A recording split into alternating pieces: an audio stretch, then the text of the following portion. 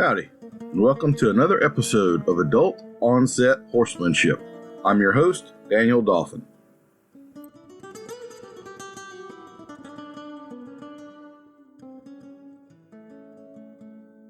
I wanted to take just a minute on this podcast episode to tell you a little bit about the online course that we are offering now, the Bit Course 2.0, Understanding How and Why Bits Function. You can find it at the website, thebitcourse.com, which will be linked in the show notes. This is a very comprehensive course. We've got two different versions. There's a masterclass version where weekly we have live calls and go over the modules and the study guide. That course has been running 25 to 30 hours over the course of 7 weeks. If you take that version, you're also eligible to go through our BIT certification program and take that test. It's at no additional cost if you want to add consulting about bits to your repertoire of body work or whatever else you might be doing. We also will have an evergreen version that you can take anytime you work at your own pace. It is less expensive. It's also a lot less content. You don't have the weekly Zoom calls with me. Those are going about 2 to 2.5 hours each week. So the masterclass course winds up 25, 30 hours long. The evergreen course you're going to do in 12 to 15, something like that. So check it out. You can go to thebitcourse.com, sign up for the free newsletter. You'll get a 30-minute video on the foamy mouth and all of the implications of that, as well as 5 or 6 articles that I've written regarding bits. Get a feel for the content. This will absolutely be some of the best money and time you have ever spent on your horsemanship journey, I assure you. And it is not discipline specific. We cover just about every aspect of the horse world that you can think of. I was expecting you to like gargle and sing or something. When La la la la la la la la la. Our guest today is my buddy Patrick King. He is our first guest to be on the podcast twice, so I'm not going to go through a big long introduction, but he is a classical dressage. Yes, I'm going to use the word master, even though he would not. He also comes from a Western background, having spent some time in apprenticing with Ray Hunt. So I find that he is in a very interesting position to be the liaison between two worlds, and also a phenomenal horseman, very articulate gentleman, and owner of many tiny hats. Patrick, how are you doing this morning? I'm doing all right, Daniel. How are you? Good to be here with you again. Yes, sir. Well, I had to write a bunch of new lightning round questions for you since you've already had a run at the first one. So let's see how this goes. Oh, boy. And remember, these are for points. So you want to be on your A game here. I think I won last time I was here. So this is like coming back for the championships. Apropos with the Olympics playing right now, huh? That's the mark of a true champion. Isn't becoming a champion, it's staying a champion. So no pressure though. Oops, no pressure. Oh man. All right. More leg or more cowbell? Oh, it always needs more cowbell. Thank God. The day Christopher Walken dies is going to be a very sad day for the world. Right lead or left lead? Do you, as a rider, still have a biased favoritism, or your body goes one way or the other? Do you have to be a little more conscious on one than the other? It's an interesting question. You know, I think growing up showing horses, we always started to the left. So left lead is probably a little more of the body's natural tendency because we all do that. But I do so much with the Garocha, and that's worked on the right side, that I feel like that's balanced things out pretty well. So maybe my body might naturally fall into left lead a little easier, but I think my personal tendency or preference would be to start to the right. So that's an interesting question. I thought it was a good one. I may kick that into the original group of these questions. Yeah, I like that question a lot. Yeah. I have to be a little more conscious about the right lead than the left lead, and my body fights me a little more that way. I don't know if it's a like a right-handed, left-handed. You also right-footed or left-footed, so your Sure. pelvis is probably a little more oriented one way than the other naturally, you know. So I have to fight the right lead a little more than the left lead for sure. Yeah. I got I don't know if you've seen those rip sticks, like the two-wheeled skateboards. Mm-hmm. Yeah. So well, it's been years since I've tried to ride a skateboard, but I always struggled with that. But I have a ripstick that I love to play around on. It's super fun, and I feel like I should wear bubble wrap and my riding helmet when I climb on the thing. But I've challenged myself with trying to lead with either foot when I step on it. That in itself was really challenging. So I would say naturally on that, I'm left leaded, but more on the horse, I think I'm more right leaded. So this may be a throwaway, but as you say that, I grew up on a lake, and I slalom skied a lot. I even flirted with the idea of becoming a professional slalom skier. And when I skied, I'm right foot forward, left foot behind, which should be your orientation for the right lead. So I don't know what, maybe there's a muscle development thing that overdid me some way, but I will say there, just as a kind of for kicks thing, me and my buddies one day we decided we would try to swap up and ski reverse, and I went from nearly pro to rank amateur, couldn't even get up anymore. You know, I mean the swap around was a game changer, buddy, let me tell you. Right, Oh. right. I think little things like that are yeah, like you said, maybe this is a throwaway conversation. I don't know, but I think it's really interesting to think about uh, the things that we do in our day to day that can balance us that we don't even realize we are unbalanced to a specific direction. Like when you pick up your pants to put them on in the morning, which leg goes in first, right? Or which shoe or boot do you grab first? Or which, I went there for a piece. I spent a while brushing my teeth with the opposite hand, just, just to challenge, proprioception and balance and organization and things like that. And I make it sounds silly, almost masochistic maybe, but I make it a point that whatever shoe or boot I go for naturally, I force myself to grab the other instead, as a way of like breaking those habits and trying to become more balanced. I'm not saying it works, but I think it's a fun little game to play with yourself to see where your natural tendencies are.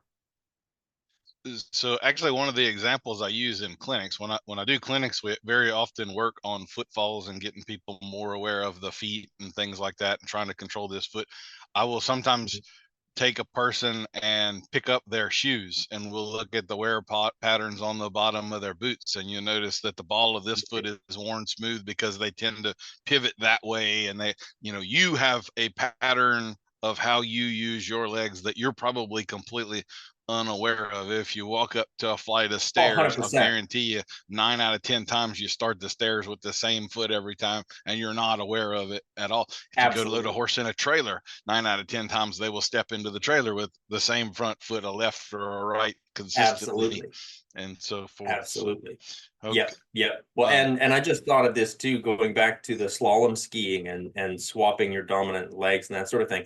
With the ripstick, your dominant leg goes in the back. It's the propulsion leg rather than the guidance leg, So that's something interesting to interesting to note, right? When we talk about guidance and propulsion and balance, sometimes it's not quite what we think. Like I'm left-handed, and so most often it's kind of left foot forward sort of an idea. But and again, the body's tendency, like we talked about the left canter lead, you would think that would be the more dominant. Yet on that ripstick, that dominant leg has to be in the back to guide. So, and I don't know anything about slalom skiing, so I don't know if there's any correlation there between the guidance and the driving, or that sort of thing. So, just something to throw your way to think about. Yeah. So I like watching your eyes go there. Like, wait a second. No, I was thinking about if I was to skateboard. I didn't skateboard a ton, but I did some. Whether I was right foot forward or left foot forward, I think I was left foot forward on a skateboard, but definitely right foot forward on a slalom ski. And interesting. I don't. And as I think about a skateboard, yeah, I'm positive. So it's weird to me that I would have made that swap. But yeah, anyway. That's interesting. different conversation, I guess. So I Right. was going to ask you, when you do ride Western or in one hand, do you prefer to hold the reins in your left hand or your right hand since you're left-handed? So it's funny that you say that. As much as I'm all about balancing on both sides, I'm very much a traditionalist when it comes to riding one-handed. So the left hand is the rein hand. Um, and I think a lot of that comes from, like you mentioned, the Western background, learning to rope. It sounds funny to people when they hear it the first time if they're not familiar with roping, but it used to be that finding a left-handed rope was really challenging. And a left-handed rope is actually twisted the opposite direction of a right-handed rope. So to build the loop, if you want to swing a normal right-handed rope with your left hand, to build the loop, it actually tucks up through your armpit. Which is super awkward, or at least it did for me as I was trying to sort it out. And it became super awkward. Now you could build the loop in the right and then switch it to the left, because you can certainly throw it both ways. But when I first learned to rope, I mentioned to the guy who was teaching me, I said, well, I'm a lefty. And he said, well, now you're a righty. and and so I just learned how to rope right hand, and I can rope both, and I'm equally poor on both sides. But so I'm a traditionalist that way, and likewise with the garocha. Primarily that's worked in the almost. I guess I should say exclusively that's worked if you're traditional in the right hand. And I always recommend to my students, it's a good idea to work on balance, work it in both hands. And I can't tell you if I've ever actually ridden with a garocha in my left hand. So.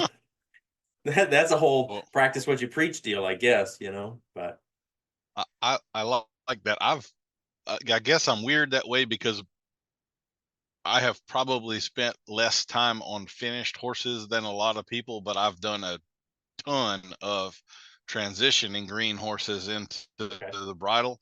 And so I'm pretty equally left and right-handed. I intentionally ride both reins in right hand and left hand. If I'm going right, I Mm-hmm. tend to swap to the right hand and go that way. And so I really don't have a preference Yeah. as far And I as guess I that should say goes. if I'm schooling horses and we're working, like one of my big things as a dressage rider that makes many people gasp is that I do a lot of riding on the buckle. And when I'm riding on the buckle, it's always my outside hand on the rein. So I tell you what, one of the things that I learned in the bit course is kind of a larger number of people don't know what on the buckle means than I would have expected. So I will let you explain what you just said there. What does on the buckle mean, Patrick? Well, I think for some of the dressage riders that we see, on the buckle means you hook your fingers right up there on the bit ring next to the buckle. No, actually, it's quite the opposite. So to ride on the buckle means you give the entirety of the rein. And like where Well, with Western why reins, do they call it on the buckle? Is there a specific reason for that? well, because there's a buckle at the end of In your in the reins. in the center of Yeah. the So so like English your reins are actually Western, your Western English reins split are reins are split, right? So if you were to ride on the buckle, you'd be dropping them, right? But your English reins have a buckle that connects the left and the right rein together in the middle. And so when you ride on the buckle, like I make it a point, and when I coach my students, it's no, your hand is specifically on the buckle. And that's giving the full length of rein, full freedom to your horse. super, super, super important thing to do. Absolutely. Yeah, absolutely. When is the last time you ate some dirt? As in came off of a horse? Mm-hmm. Okay, because I was thinking, well, I just cooked with mushrooms yesterday, and I don't know that I cleaned them sufficiently. So, last time I came off of a horse was, well, see now the next time is going to be this afternoon since you asked this question. But the last time I think was close to 3 years ago. Yeah. I'm on about a 5-year cycle myself, something There like you that. go. So I'm Yeah, about due as well. there you go. Okay, this one might be controversial, so if you want to punt, no harm, no foul, but Oh boy. ear bonnet or no ear bonnet? Oh man, I was just talking about this with a client the other day. For me personally, no ear bonnet. But if you like the way they look and you get one that matches your saddle pad and that matches your breeches and it matches the blingy brow band you've got, then by all means, if you like it, do it, man. I hate those things. I truly hate those things. You know, And I can see the value in them when you're trail riding, if you want to keep the flies out of your horse's ears, things like that. I'm not a big fan of the idea that it's going to muffle sound. I just think that that means that you're missing some things. There's a lot of people that use them for that purpose, and I wouldn't say that I'm in favor of doing that. I don't like that. I think that's skipping steps in there that are pretty important. I think it's like the Halloween costume on a dog kind of a thing. That's there for your own personal amusement. It has nothing to do with the horse. But anyway. That's funny. If it's keeping flies out of their ears, yeah, I'm all for that, you know. But well, this one I was gonna say silly hat or waxed back, but obviously you've made your choice there. Why not both? Okay, so what is your coffee order? You are I don't know if you're a well-known, but you're definitely a coffee snob. So what is your coffee order? What's your bean? Are you a half non-fat latte guy other than the espresso? Because I guess that's pretty straightforward. Do you have a coffee order there? That's actually really funny. We have a coffee shop in town here that certainly knows my order. When I walk in, I get 6 espresso shots in 1 cup. So I think that probably sums it up right there. I wouldn't put anything in my coffee. Coffee wouldn't dilute me, so I won't dilute coffee. That's kind of my my attitude about that. Yeah, I just really like the taste of a good strong coffee. And I've yet to find, it's funny you asked this, I've yet to find a brand that I am partial to. So I'm constantly trying new ones, and different ways of making it. Like I've got the French press and I've got the, I'll grind the beans and right now I'm on a big bag of generic already ground coffee, and that doesn't taste much better or worse than any others to me at this point. But boy, when I go to Europe, I am definitely the snob that wants my espresso with, with every meal and every 15 minutes in between. I would be vibrating. Okay, so here's another one. I like this one too. This is with regard to riding. Okay. Are your hands or your legs better? Yes. What do you feel like you're more skilled with? Ooh.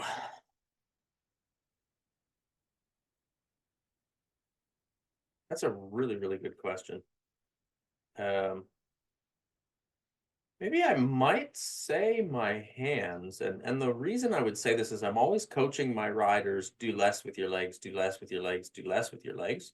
And then when I watch myself in the mirror or in in videos, I say, darn it, do less with your legs, do less with your legs. So I say it to myself even in those moments. And I think that comes down to the human condition of overdoing a lot of times. And I think that the years of roping and the years of Garocha have taught me to have quieter hands. Yeah. Okay. That said, we're always working on both, right? We're always working on everything. Yeah, but I would I'm a leg guy. I kind of always, my ultimate goal for a horse is basically bridleless. So I've always been real conscious about the seat and the leg aspect of it. And I would have to say, I think I can put more leg on a colt faster than anyone I've ever seen. I really have just my sweet spot is with my legs. So my hands are still pretty good, but I'm more naturally talented with my legs. How about that? There you go. If you had to pick cold showers or cold food forever, which would you pick? Cold food.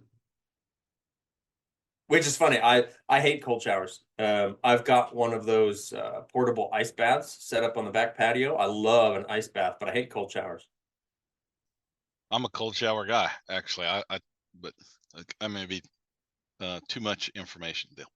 Okay, so here's one that may be a little more personal for you, but we're both dads.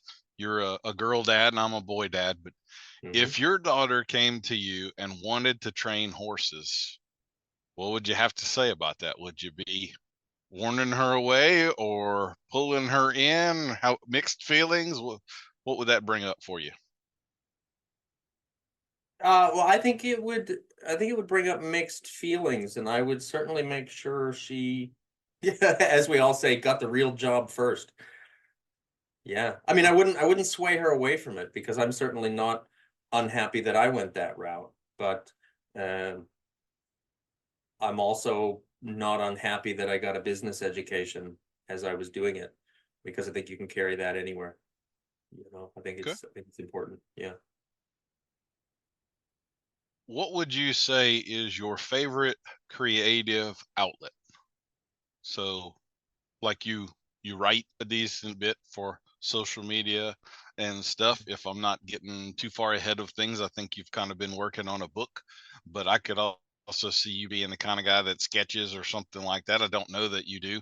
I wouldn't put creative dance past you, Patrick King. So, do you have a creative outlet out there that you'd like to share with us?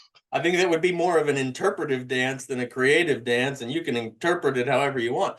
I actually do like to sketch.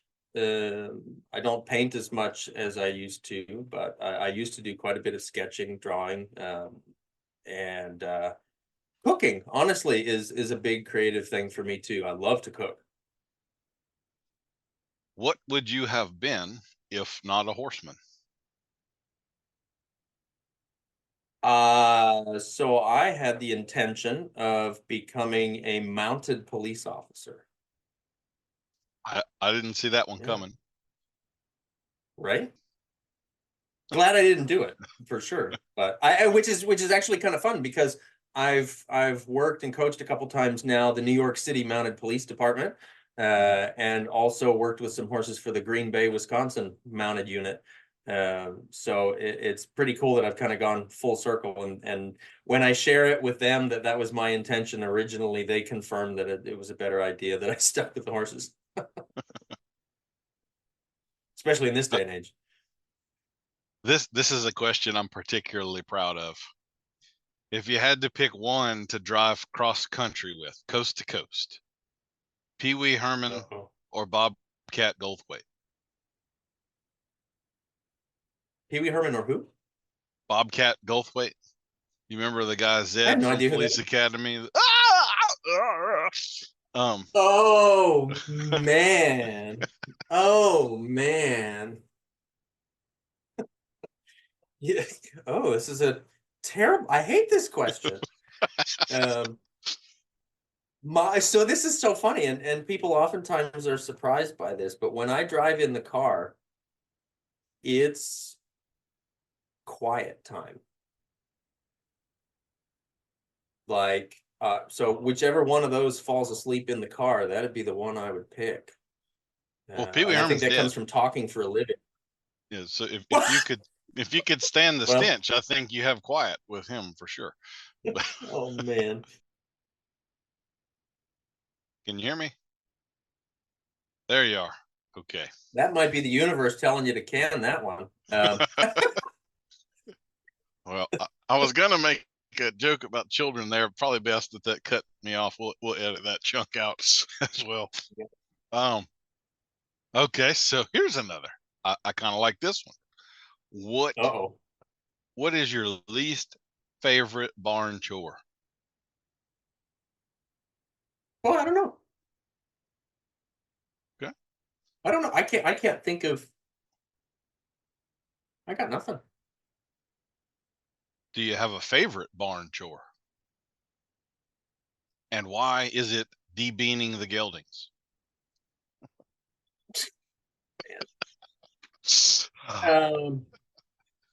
It really may be unfair for me to have guests that I'm actually personal friends with, because I definitely make life hard on y'all.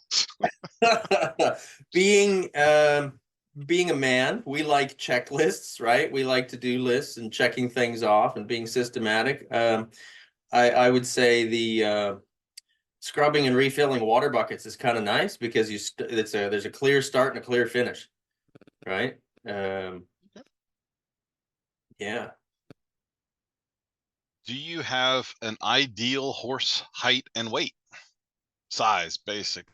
Do you like the 17-hand monsters and riding the canners like a wave in the Pacific Ocean, or what? I do like a bigger horse. Yeah, I do like it. And that said, I've ridden plenty of smaller horses. I do like a bigger horse. Yeah. If I recall, your favorite breed or one of is the Lusitano, which is kind of more mid range, and there's really kind of two. You've got like the ones I've done more work with, or the ones that are thicker in the middle. But as I look at the show world right now, they seem to have developed a much longer, leaner, lankier, leggier Lusitano as well. So, like, do you have a preference there? Well, they've definitely started breeding them to be bigger, more for the international competition, I think, and they're gaining in popularity too, which is really great. I love, somebody was just asking me the other day, if you were to get another horse right now, what would you get? And I would get the horse that stands out, to me as an individual, as a person. I'm not particularly breed biased. I'm certainly not color biased or anything like that. What about sex? No, I mean, you hear people talk about, oh, mares this or geldings that. I've always had fantastic mares, but I also believe in sending a lot of flowers. So I think that's a thing in there. Yeah, no, I'm so impartial when it comes to that. Yeah, I wish I could I'm be there with you. Yeah, I don't find like stallions obviously have their thing, but I mean mares and geldings, I don't see nearly as much difference in them as a lot of people seem to. Right. They're you got pissy geldings and you got unflappable mares. I mean, there's everything in between. So yeah, they're all individual. That's one of those things where if it was a mare, and then I'm generalizing for kind of the public here, right? But as a mare, if she's got a little bit of personality, maybe we'll say, I don't know. You would say that a mare is pissy. You would say that a gelding is a little cranky, or oh, she's being marish. And with him, you'd say, oh, he's just being cranky, right? With the gelding, you'd say, oh, he's just being a dumb dork. And with the mare, you'd say, oh, she's so quiet, right? And I don't like that. I don't think that that's okay. I think that goes sexist when it's an individual. I don't think that that's okay. And the idea of the stallions, I've ridden lots and lots of stallions. And I've ridden stallions here in the States. I've ridden stallions in Europe. And we hear people talk about, oh, stallions get a bad rap and how, I've heard people say, oh, everybody makes such a big deal out of stallions here in the US and in Europe, it's not a thing, so why should it be a thing here in the US?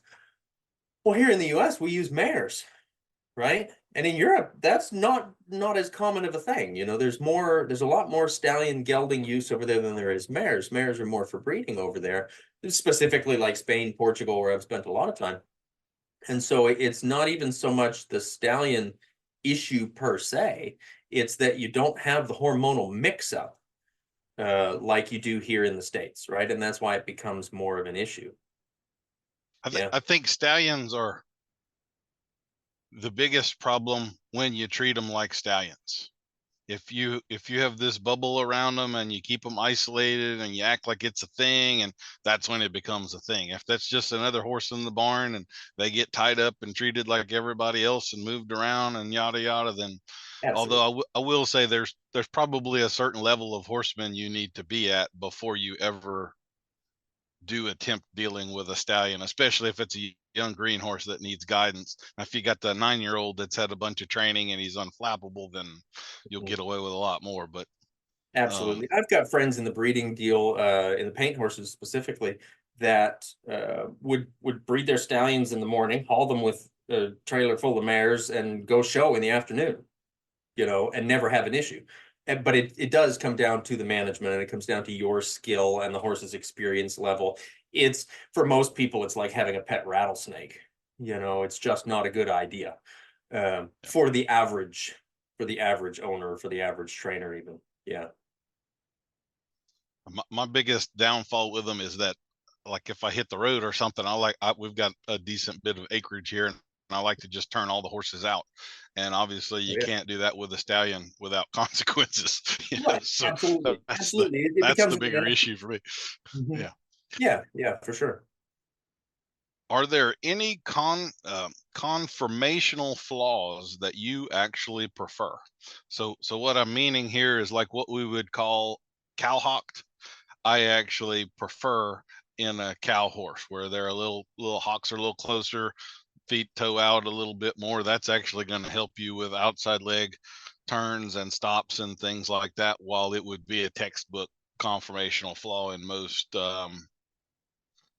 places that you would look. But if you have a horse that is absolutely straight like they want to be, typically that horse is going to not have as good a stop as the other. So that's kind of the direction I'm heading. Is there anything like that textbooks would call a potential problem that you would actually prefer to see? I can't think of one offhand. I can't think of one. I can certainly see the value in what you're talking about, right? Because there'd be less initial shock on the hocks and stifles in those stops. For myself, I can't think of anything. Let me morph that here. So one of the conformational critiques or discussions that would be going on right now in the dressage world would be this hypermobility stuff. And part of, as I understand it, part of the premise of dressage is accentuating the natural gaits of the horse. Where do you think we fall on that right now? Do you think the hypermobility, or the so-called hypermobility, I don't know if we technically are, hypermobility in technical terms is a joint that functions outside of what should be the normal range. So for instance, if it's these two bones are supposed to form a 180 in this direction and only bend in this direction, hypermobility would be that it would go beyond that 180 degrees in a different direction. And I'm not really sure that's what we've actually got going on. I think it's more a term for an extended range of motion that we've got now. But what are your thoughts on that? When we kind of have a term for it. We refer to it as flashical movement instead of classical movement. The toe flick and things like that you see with horses, and some horses are more naturally suited to that than others. And it does seem to be that gets rewarded a lot. I think long term you end up with, and I'm generalizing here, right? I'm not trying to write a prescription, but generally I think you see down the road more wear and tear on the body and joints in that case. We do also see more a tendency now to breed horses that appear to have longer, more slender necks, things like that. I think that we can run into the challenge that those horses are, if I were to play devil's advocate, a little tiny bit easier to ride improperly because they've got so much motion going on in the neck. Like we talk about horses coming behind the vertical, right? And if you look at like the classic Arabian neck, it's really easy for them to come behind the vertical because they've got so much room there, right? Whereas if you look at, say, the old classical Lipizzaner horse, they don't tend to swan out like that. They have a thicker set neck and less room in the throat latch, so less mobility to come behind a vertical. It doesn't mean that you can't take one behind the vertical. It doesn't mean that they don't do it naturally. It's just more the tendencies, for that to happen. So I think that when we are breeding horses to be more streamlined, to be more sport specific, I think it increases our responsibility to ride with more precision and systematic progression rather than jumping too quick, too soon to a lot of things. Contact being one of them. where when we go to that too soon, it becomes a tendency for a horse to fall hollow in the contact or fall behind the hands or behind the vertical or whatever you want to call. And then that makes the rest of the body more challenging to get correct, and then to fix that problem that we've created in the neck. It's probably a bad answer for your question, because I think I went in several different directions on that. No, it actually brings up a thought. Like I mentioned earlier about with the Lusitanos, we kind of have this split within, and when I say that, I'm not one that sees a huge distinction in Lusitanos, Andalusians, and Pries. I'm still generally Iberian horses. How about we say that? Horses, I'd even lump the Lipizans, the broke horses. We'll call it that and make the circle a little bigger. There you go. If you look at pictures of horses in the 60s, 70s, even the 80s, those horses all tended to have some tremendously thick necks on them. Like you could look at some of those horses and from top of crest, and I'm going to say crest because a lot of them are technically obese. If you go from top of crest to bottom of neck and you took a measurement on a picture and then you move that over to the body and you looked at top of back and bottom of belly, like they've got another trunk of the body right there on their neck. Some of them are so massive, and I would say traditionally they tie in pretty low as well. So like when I was talking about conformational flaws, do you like the more refined necks, or do you kind of prefer that huge thick neck, or something in between, or any feelings on that I think whatsoever? It's about the use. I think it's about the use. Like I love the look of an elegant swanny kind of horse that's using themselves properly, but I also love the look of that solid horse that's using himself well. Yeah. I tend to prefer a very, very limber horse. Like when they turn around, I want their nose to just about touch their tail. I'm on the extreme end of that. The really, really straight horses that tend to get talked about, I never like the look of them. I always want to see. I'm always going, man, I wish that sucker would bend a little more. Oh, interesting. So, okay. Yeah.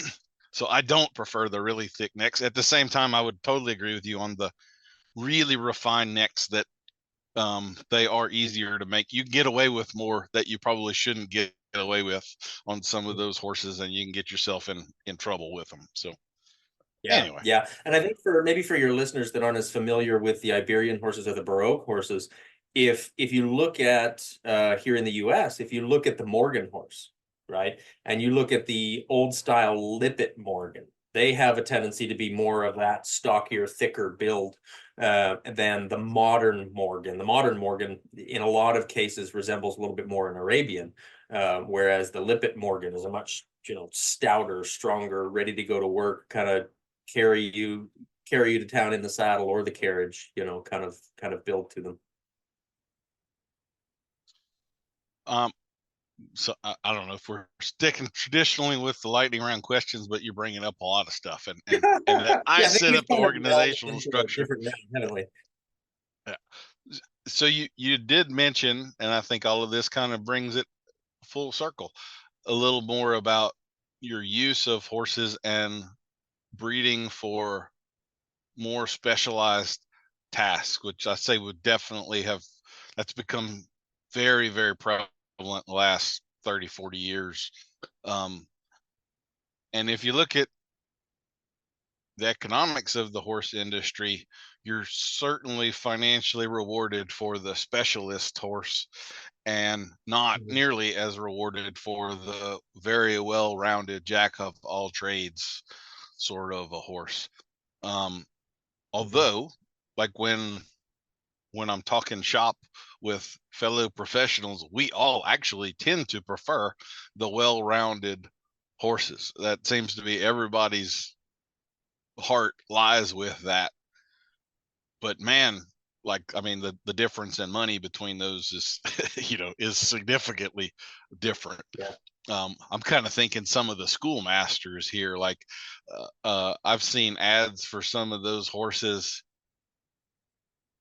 and I guess what people are calling a schoolmaster I'm not saying I delved into any of these. maybe what they call a schoolmaster and what you would call a schoolmaster wouldn't be nearly the same thing. But I've seen those kind of horses advertised for $5,000, and a horse with that level, we're talking an animal with $50,000 worth of training in him. So how do you then turn around and sell him for $5,000? Well, he wasn't good enough to win at competition level, but he still is good enough to do all of the things and all of that. So what do you think about that? Are we misguided, or are we looking in the wrong direction on those things? Do you have that sweet spot for that well-rounded jack of all trades, or the tip of the spear, one in a million kind of horse that can do the things that nobody else can do? I think that's a really interesting question that goes into the modern industry as it is as a whole. I do love a horse that I can do a little bit of everything with. I'm big on cross training. I like to follow cows, even with our dressage horses. I like to jump. I like to trail ride, as we've said. I like to play with the garrocha and do things like that. I feel really comfortable exploring a lot of those things, even with a horse that maybe isn't yet understanding of those things also, because I think it's really good for the horse, that idea of true cross training. It's good for the horse, it's good for the rider. I think where the industry has gone speaks more to how the average in the industry, and I don't mean that in a bad word or as a bad word, but the average in the industry is a person who works a normal job, what we call normal in air quotes, right? A normal job during the day, and they have a limited amount of time to spend with their hobby that is the horse, right? And now it's great to see that people are learning and people are taking clinics, and I think that that's going on more now even than it used to, which is a really great thing. But I think the idea of the the rider that has such an extended time with their horse to master all the things, I think that's much less common, right? I think it's more common for somebody who has goals with their horses to be much more specific because their time is more limited.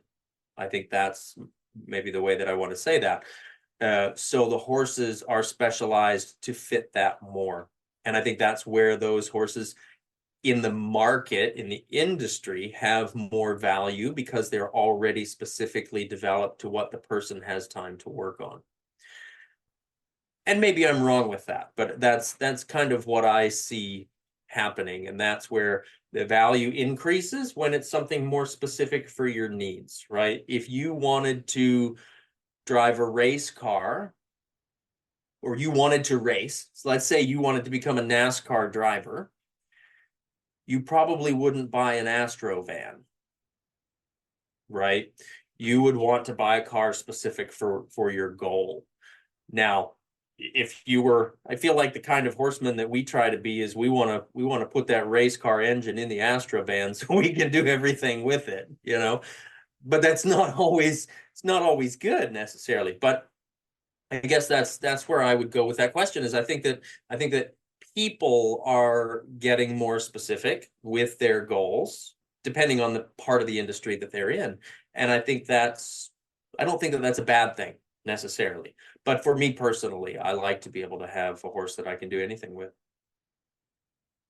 Well, I certainly appreciate that. I've started horses in about every industry you can imagine, including dressage, and really for me the first 30 days has no difference for just about anything. They're going to have their legs roped, they're going to be hobbled, they're going to do all of the things to be a good solid citizen, and then we'll branch that tree later on, but the trunk of it and the root systems should be the same for all, I think. 100%. Many years ago, when I was primarily a colt starter, and put foundations on horses, I had a few clients that bred race horses that would send them to me for starting. And the guys at the track, when they went specifically for their racing training, always loved it, because the facility that I was training at, we had chutes for cattle. They did ropings there. So these horses, you could ride them into the roping box, you could rope off of them, you could trail ride them, you could pony the other horses off of them within the first month of their training, because that was just part of life. We did a little bit of everything with them. And so when they went to the track for training to become actual race horses, all they really needed to do was condition them because they knew how to do everything, and they had a lot of confidence in doing that. And then when they didn't make it, when they didn't become the next Secretariat, because let's face it, most don't, when they were retired, the next day you could put the grandkids on them. I'm exaggerating maybe a little bit, but you could certainly feel confident putting a competent rider on them and sending them out on the trail. You know, they weren't horses that needed a total re-education because they already had a foundation on them that made for a good learner. I couldn't agree with you more. My first actual paid riding job was breaking race horses, and I did that for a good while. And I was continually shocked by the culture of that world. Like the purest racehorse trainers, they didn't ever want you to say whoa. They didn't want you to ever back that horse up as though he would be running full speed down the track in a race and suddenly stop and start backing up. Or like all they wanted them to do was to go forward and turn slowly to the left. And that was that. You didn't turn right ever. Every time I wasn't within sight of the bosses, I was getting horses broke. But when I was inside of the horses, the ridiculous rules I was asked to follow, it was endlessly frustrating. And I always thought, this horse is going to be a racehorse maybe a couple years, probably more like 6 months. What about the next 18 years after that, right? I mean, how about we set them up but anyway. Yep, absolutely. What are the odds that you're still it from your last game of tag? Pretty high. Well, Patrick, you are a champion, my friend. You have again come to the top of the heap. You have the high score of all time for this game at 3,519 points, which, as you may or may not remember, entitles you to either a genuine compliment or an awkward silence, your choice. Oh boy, let's go with the awkward silence.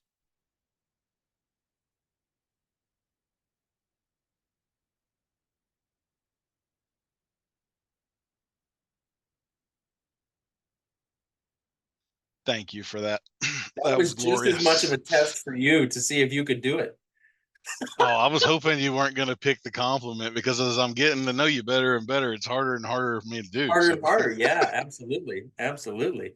There's that awkward silence. And I was thinking, but we're on camera, so neither one of us can, like pick our noses or make silly faces if you're going to do this release this on video. Well, we can just choose not to. Fair enough. Again, boy, that was a good lightning round. I liked we got pretty involved in it instead of superficial. But one of the things that was a lot deeper than lightning. Yeah, that's great. That was almost an hour on what I plan on 10 minutes for. So hey, let's go with it. There you go. Are you familiar with Mark Lyon at all? I am. Yeah. Okay, so yeah, I would class him. I did the Mustang makeover. Yeah. Okay. I would class him as one of those guys that I would call kind of a horseman. He's not real well known, but is like incredibly skilled and knowledgeable. And I every time I see one of those guys, I'm like, why isn't everybody following this guy and learning from him versus the big box store thing you're getting over here that's actually not helping you at all?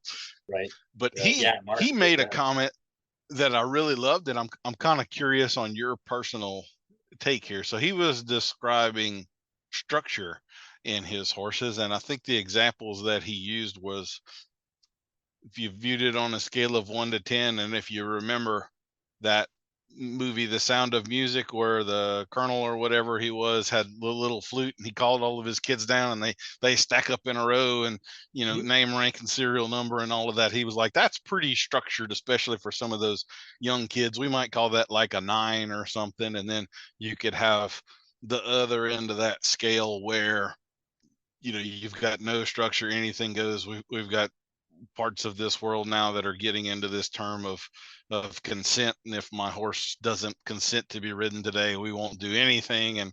And I, yeah, that my ears are burning right now even having that thought.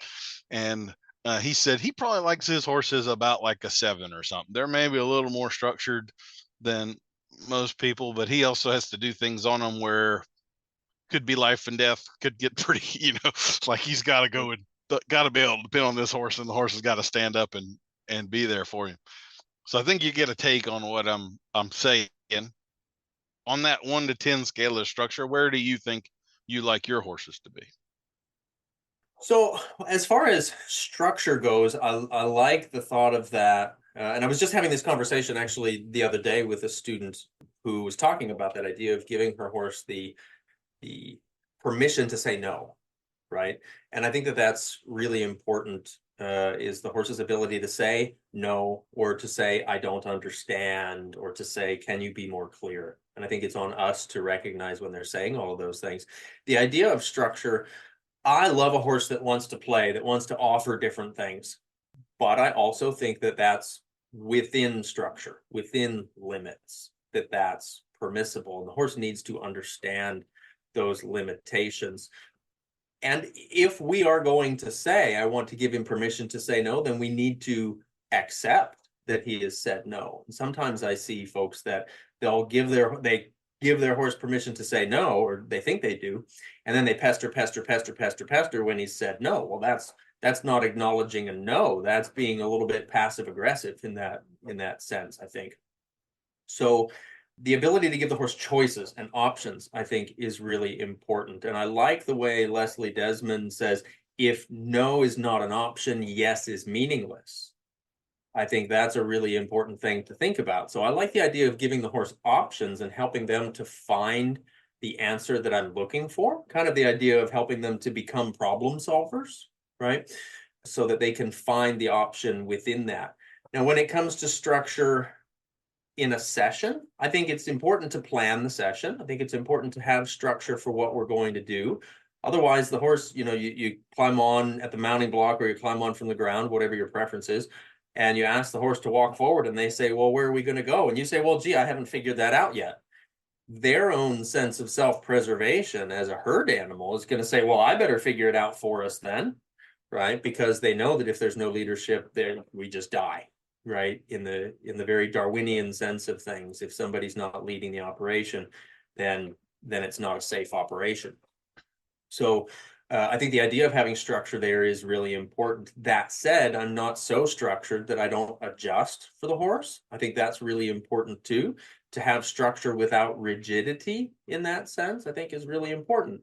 Maybe my plan is to do X, Y, Z, and as the horse comes to the arena for the day, I see XYZ. Maybe I need to take care of RST first before I can get to that, right? So rather than sticking militantly to the XYZ structure, I'll adjust to fit that horse. Then there's also the side where I love to play with them. I love horses that just love to interact with you and want to have a little bit of fun and, that sort of thing. So I hope I'm answering the question right. Like, I think that there's a lot of good things that come in the relationship with the horse if you allow the freedom of expression in that way, within safe boundaries, of course, But like, I kind of grew up being told, like, don't pet them on the face, leave their face alone, quit dinking around. I'm like, but I love them. They must love me, kind of a thing, as I was a little kid. And that was growing up, that was the mindset, was if you mess with their face, they become biters and things like that. Well, maybe. I'm not going to say no, because I think it depends on those parameters that you set. It depends on the way that you do it. It depends on your mindset. But I think having the ability to love on your horse and play with your horse, and them having the ability to play and still be mindful of you. It's a lot like your dog. Can you play and wrestle with your dog without getting bit in the face? I hope so, right? Because we all want to play and wrestle with our dogs sometimes. But mouthing on your hand a little bit, that's one thing, and biting you on the face is another. Well, there's a lot to unpack there, especially that last statement. I think I'm going to just ignore that one. So, well, we can get into it. But let me put it aside because I took a couple of notes in the midst of that, and understand I'm playing a little bit of a devil's advocate here for the conversation. But And I would hope I you understood say? your question well. No, it was fine. Would you say that in order to get along with the horse, it's a requirement that you and the horse be friends? So what I mean by that, like I can think of a couple of horses in my past, one mare in particular. She's one of the more successful horses that I ever started. She went into the six figures and I hated her. Like she was a bitch. There was nothing about this horse. I would describe it this way. We could work together fine, but I wouldn't want to have a beer with her after work. You know what I mean? It was very much a workmanlike, but an incredibly successful working relationship. One of the sort of personal examples that I get about that. Are you familiar with the show Mythbusters? Those two Yeah, guys yeah. on, they didn't get along at all on a personal level. Like in the 13 years I think that show went, or 8 or whatever it was, they never went out to dinner together after work or whatever. They had a lot of conflict, but they were very, the conflict led to a very productive relationship in which they accomplished a lot and outside of the realm of what either of them could have done alone. But personally, they were oil and water. There wasn't a friendship there, but the Mhm. working relationship still worked. And as I kind of think of, you and I were having a conversation about the changing in genetics over the years and stuff. I think a lot of the old style horses were much more that way. They weren't personable at all. It was much more a working relationship. And as we have bred horses through the years, we've come up with a much more biddable, personable type of a horse. I'm rambling a little bit right now, but I guess the original question stands. Do you think you have to be friends with a horse in order for things to go, or can you agree to disagree and still make it work? I think that depends on you. I think that depends on the person. Going back to the older horses being more biddable and less personable, I think that also comes down to how we were as people and how we were interacting with them. I think that there's a large portion of that comes into play with that. Have I had horses that I haven't particularly liked as friends over my career? I mean, yeah, absolutely. That doesn't change how we work with them. You don't have to be best friends with your students if you're a teacher, right? Your job is to teach them, not to be friends with them. But that doesn't mean that you can't have both, right? Which I think is important. To me, I think a horse will always work more for you if they feel appreciated. And if you would say that that's what makes a friend in the horse-human relationship is feeling appreciated, then yes, I think that's important. But I think it's up to the human to have the maturity to be able to say, I don't particularly care for that, but this is the work that we need to do. This is the education that we need to have. If you're the type of person where not being friends with your horse changes your responses to the horse, then I think you need a different horse, right?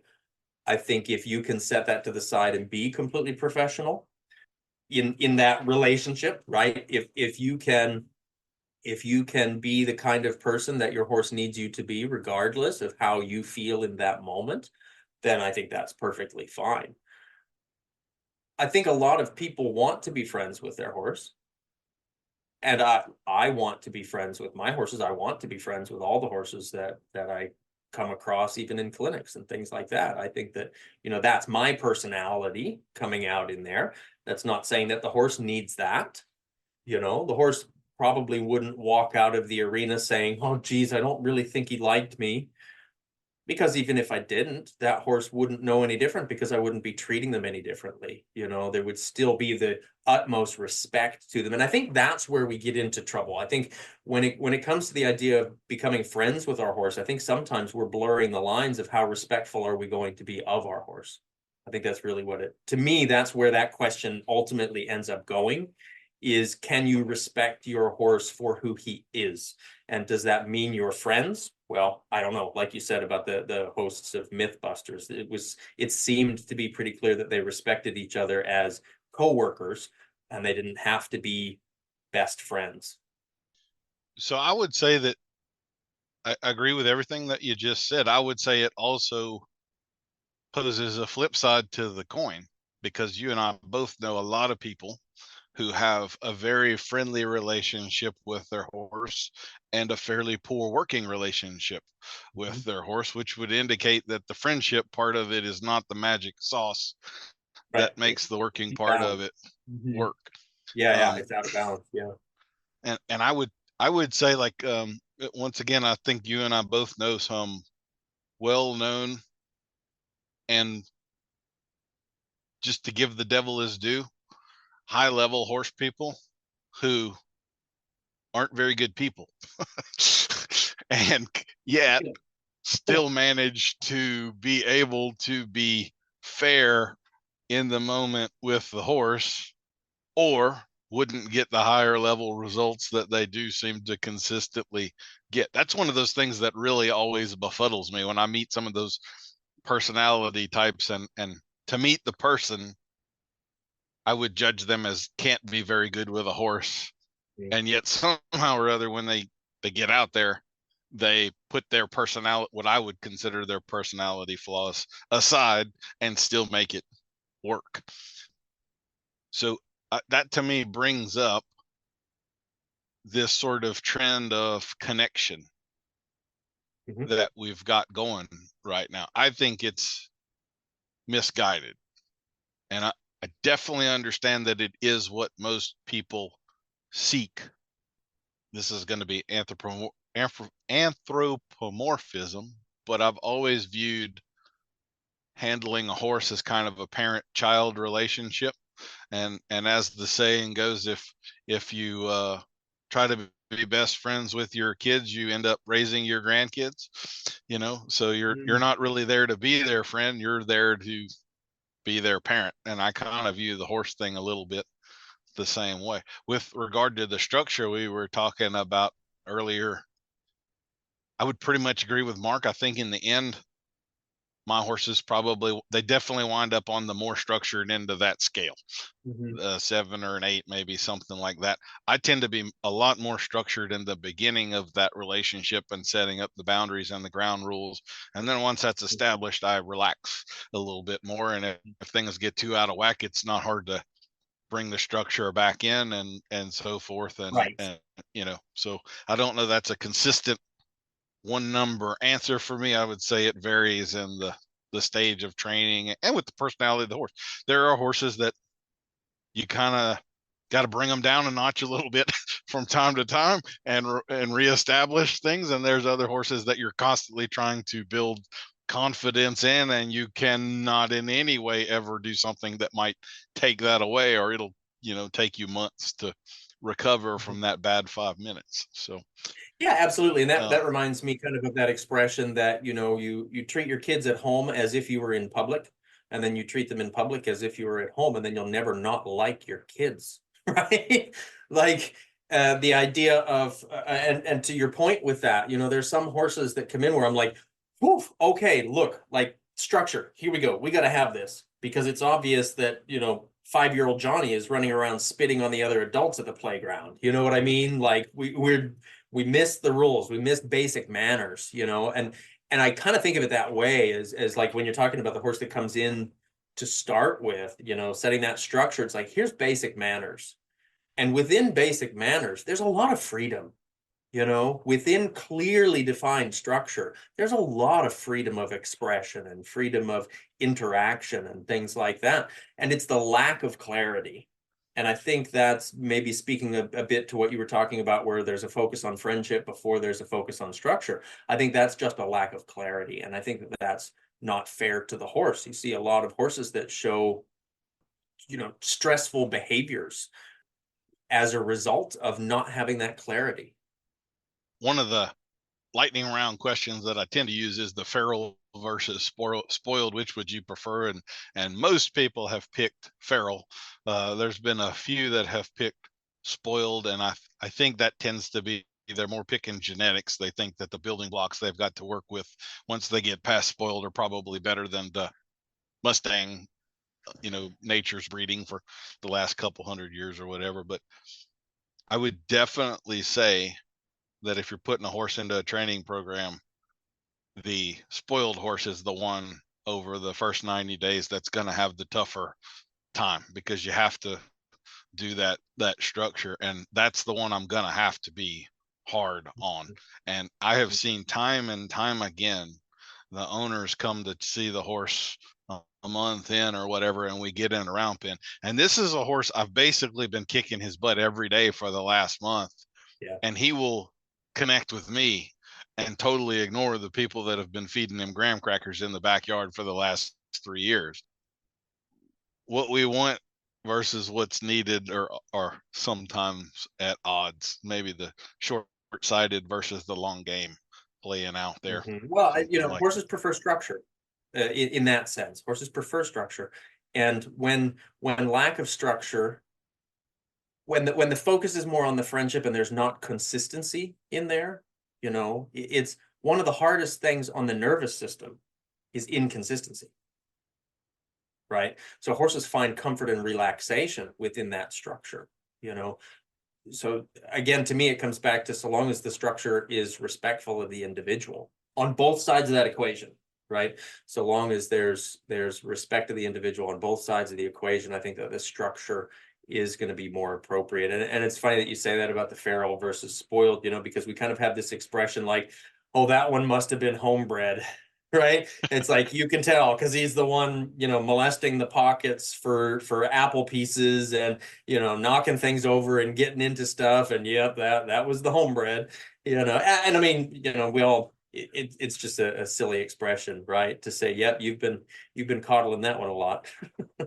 Yeah. So that'll bring us back. I wasn't trying to avoid it, but you had mentioned the mouthy horse a little bit. So, we all have our experiences and our biases and the things that we've seen and so forth. I am absolutely against a horse putting their mouth on me in any way, shape, or form. It's one of the cringiest things. Like when we see some of these videos of the horse licking the ear of the farrier and all, when like that is one of the biggest red flags that I have with horses. I've seen people get away with it, but I have seen multiple incredibly serious bites from horses. I know two. This goes back to when I was dealing with race horses, but we had a breeding stallion at Louisiana Tech called Dancing Again, and he was a legit dangerous horse. And so he was I never handled him. He was only handled by the most experienced people at the facility, even just going from stall to turnout. Nobody even could clean the stall. Nobody went in the stall except for two people. Both of those people had been dealing specifically with race horses their entire lives. He grabbed both of them on separate occasions. One was a man, one was a woman. Grabbed them by the rib cage, picked them up, shook them like a rag doll, and threw them out of his paddock.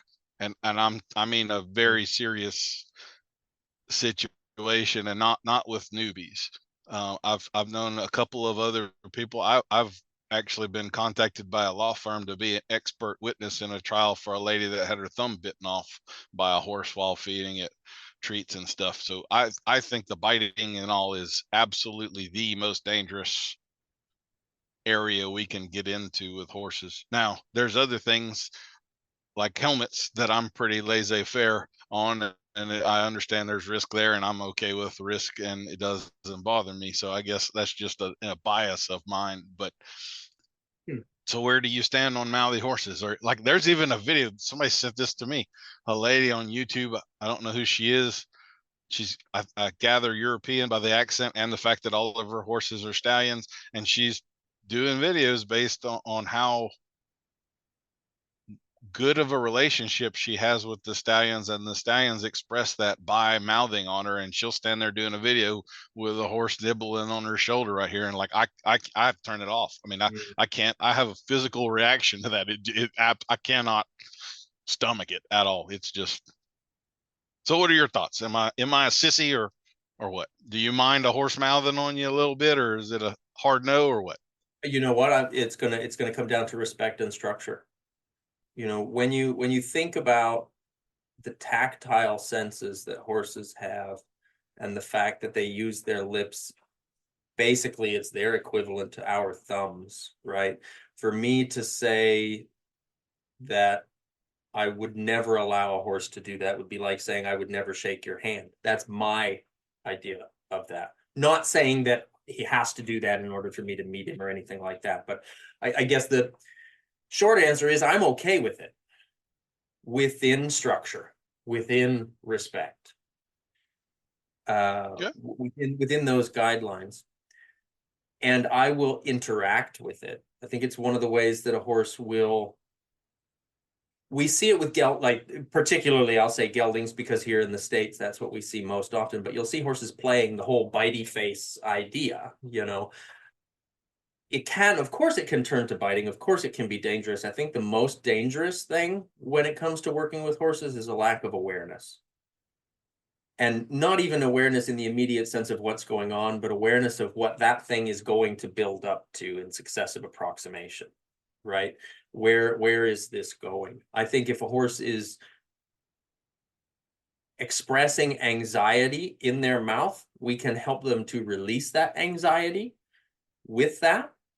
And I think that if you handle it skillfully, it can be a more direct way of helping to release that, because that's where they're holding it, right? Not saying that I think everybody should be doing that with their horses if they don't have that skillful awareness, right? I think that's an important thing. Do I think that horses mouthing on like you're talking about, mouthing and lipping at your shoulders and things like that? No, I don't. I guess I'll say I wasn't in the situation to see it happening and to know the backstory and things like that, so I shouldn't make a judgment call on it. But it made me a little itchy hearing about it. Like you're talking about having that physical response, like that made me a little bit itchy hearing about it. Because I've also, seen that. I've been trimming horses' feet and had them reach around and take off my farrier chaps and things like that. It's like, well, at the very least, it's a pain in the butt, it's inconvenient. And on the progressive side of that, it's dangerous, right? So it's where does all that fall? Yeah, so I think it's a harder question to answer than the helmet question, right? Like, Yeah. I think that's a little bit more difficult to answer, but that wasn't your question, so I'll let that go.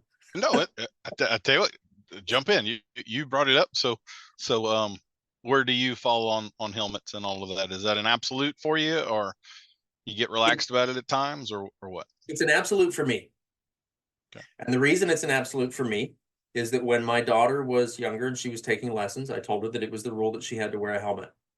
And when she asked why, I told her that it was to protect her head. And she said, "Why isn't your head worth protecting also?" And that was the last day I didn't wear a helmet. I basically think of it as that was a promise to my daughter, right? Yeah. And I'm okay with people opting not to in some situations. And I say that because there's some that you look at and you're like, you don't have anything else working safety wise, can you at least put on a damn helmet? When you look at the statistics of head injuries with horses, we should all be wearing our helmets on the ground even more than we do in the saddle. I think this was maybe a decade ago. I looked into the statistics on it, and it was something like 80% or near to 80% of the head injuries that come into the emergency room as a result of kicks from a horse, or as a result of being around horses, the head injuries, about 80% of them happened on the ground. But of the ones that happened in the saddle, it was near to 80% resulted in death if they didn't have a helmet on. This is of the ones that turn up to the emergency room, because horse people are pretty damn thick-headed. And if we get up and we think that we're fine just because we see a little stars and we might be just a little dizzy, we say, "Oh, I'm fine, I'll get back on." And we don't go to the emergency room. We don't go get looked at, right? So I think if we were measuring by everybody who gets knocked on the ground, the statistic would probably be different. But that was the statistic, like I said, I think it was about a decade ago, of the cases in the US, at least, that actually made it to the emergency room. So I think looking at that to me is a really easy validation for why we should. And I'm the guy that climbed on about 3,000 colts without wearing a helmet. So I'm not saying that I'm going to call you out if you don't wear one. If you do or you don't, it's your own personal preference, right? Like if you're riding in a clinic with me, specifically if you're riding here at my place, yeah, you have to wear one. It's just part of the insurance policy, right? And so even when I was starting those young horses and wasn't wearing a helmet for myself, I always had one in the car, because if the barn rule was you wear a helmet, then you wear a helmet, and there was no question about it. There was always a respectful response there. What I think is more, I think the word I would use is repulsive, is the validation that you hear from adults when you see children not wearing helmets, and the validation is, but this is a lifestyle. I think that's the most ridiculous answer I've ever heard, and we might end up with hate mail for that, but I think that to refer to someone's safety and opt to not and call it lifestyle is awful. There's other words I want to use, but I won't. No, that's fine. And I do think kids should be wearing helmets. To me, it always comes down to a risk acceptance thing. Like for instance, I think if we wanted to get into the statistics of TBIs, the vast majority of all TBIs are in car accidents, and nobody wears a helmet in the car. Right. And we don't even think about wearing a helmet, which is not to say it's a justification of, well, if you're not going to wear it here, you know. Right, so, right, exactly. I have always personally feared the sun more. I'm in the sun a lot, a whole lot. And so I am pretty religious about big hat, covers my ears, the whole 9 yards, the back of my neck. I think realistically, anything could happen at any time, but I think I'm more likely in contention of danger with melanoma than with a head injury from a horse. I have had my bell rung pretty good once with a horse, and it was actually a ground deal. I wasn't in a saddle, and it was a customer ran over me, and I don't really even want to get into it. That would absolutely make my blood boil if I start thinking about it again. Didn't give me a heads up, nothing. Just anyway, all right, I'm gonna drop that. Okay, happy thoughts, puppies, kittens. So we're talking about the structure, and I hadn't really planned on going here with you. We still have a big fish to fry, so I'm gonna kind of make this the last of this. But I can't say I've heard you talk a lot about research and science-based stuff, and I don't mean to undercut you there at all, and it may just be the way you prefer to describe things. But within that realm of the research and all, there is, I would call it a myth, but there's a pervasive argument, that's maybe a more respectful way of saying it, going on right now, that dominance theory and all has been debunked. And I'm familiar with the research they think they're referring to, and I wholeheartedly disagree with that notion. I'm wondering, and I know that it's not in vogue to talk about dominance or leadership right now. The general connotation of those words has become negative within our industry, which I think is a mistake. I think that is choosing to ignore the unpleasant reality myself, which I think is always folly. Where do you fall on that? Well, I think you can be dominant without being domineering, right? And I think the challenge that we're running into right now is not even just in our industry, it's in our society. It's in the world, you know. This is kind of funny, and it's a bad analogy, and I don't know, I can't help but think of it. You know, when you're working with a horse and they're starting to come out of, they're starting to work through tension, and they don't know what to do, so they fidget a lot. Nothing really right now is wrong. They're sorting it out, right? but they're fidgeting a lot. They're pawing, they're mouthing at the lead rope, they're doing whatever. I feel like that's where the world is right now. Like things are kind of better than they've ever been, to the point where people are really uncomfortable about it. And so there's a lot of fidgeting going on. It's like the world is in the fidget response, And so then everything is a problem, right? Like that horse that he's finally learned he can stand still. And it's like, damn, but now the flies are itchy. And now, oh my gosh, this is bothering me. And the wind is blowing. And oh my God, as they're letting down and releasing all that stress that they've held in their body, everything has meaning. And they can't yet decide what should be more meaningful, right? And so we get that massive fidget response. And I feel like that's where the world is right now. And I'm no philosopher. I'm no Jordan Peterson talking about, all this stuff. But that's kind of the way it feels to me. Like even when things aren't wrong, people are offended. So that's where, and I like to be very careful with my words. But I think that sometimes it's more the attitude that we have behind them. And that's why I say I don't think there's anything wrong with being dominant so long as we're not domineering about it. The expression of being dominant is the original intention of it, as far as I understand it, is like, the boss would be dominant over the employee. It doesn't mean they have to be domineering of the employee. We talk about things like the pecking order, right? Like, as if horses were the same chickens they used in that test, that behavioral test in 1912 to call pecking order, right? I think that's when that was done. I think there can be a fluidity within that. I haven't read all of the science about that. I think I've read enough of it to know that I would have to sit down for a long time and see what they were dealing with that, because I think there's a lot of, when it comes to studies like that, I think there's a lot that can be omitted, not on purpose, but I think it depends a lot on past experience.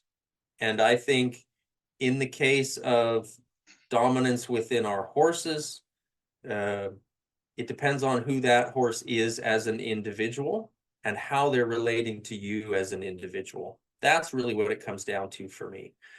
I need to be, as Ray Hunt would say, somebody needs to run the company. If we've got a plan, we need to run the company, because the horse doesn't know the plan. The horse didn't read the rule book. They didn't read the discipline objectives. They don't read the collective remarks on the dressage test. They live them. They don't read about them. I think that's all very, very well said. When I think about dominance, this is one of these video ideas I've had for a long time, but I've been too cheap to do it. But I've always said it's okay to be dominant to your horse, but it's not okay to dominate your horse. And I always think of like Macho Man Randy Savage, the wrestler, with that voice and the whole, like yeah, that's over the top. And my understanding, I always try to get these people that get into the whole dominance thing has been debunked thing. I'm like, well, send me the link to the specific article you're referencing there, because I'm aware of a few. There's probably some that I'm not aware of. I don't want to call it a change, but what they seem to be referencing, there was back in the 1920s or 30s, there was some research done on a wolf pack, and it was flawed, and so that's where some of the dominance theory comes from.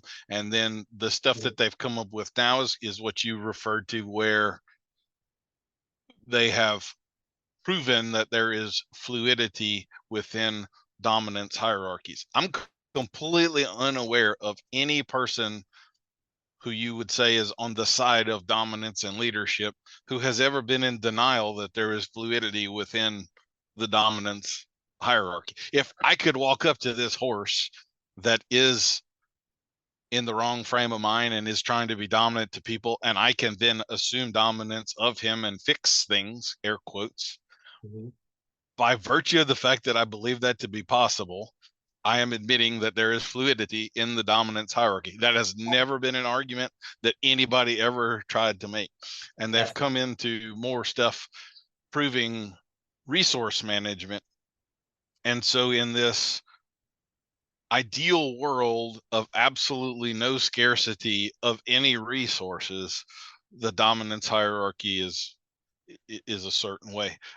But Right. that's an ideal world. That doesn't exist for 5 minutes at a stretch in the real world. Absolutely. I mean, it's constantly changing. You have a mare foal, and she's going to start protecting her foal, and she's moving up in the pecking order. She's now going to do things within that herd aggressively and assertively that she would not have done prior to having that foal on her side. I mean, it Absolutely. changes. It always has changed. I don't know anybody that didn't think that it did, but And that's where the dynamics of the environment are really vital in even understanding it, let alone trying to explain it. They did I think it may have been Skinner did an experiment on that he referred to as Rat City, a long time ago, if I remember right, where they made all of the conditions perfect and chaos ensued as a result.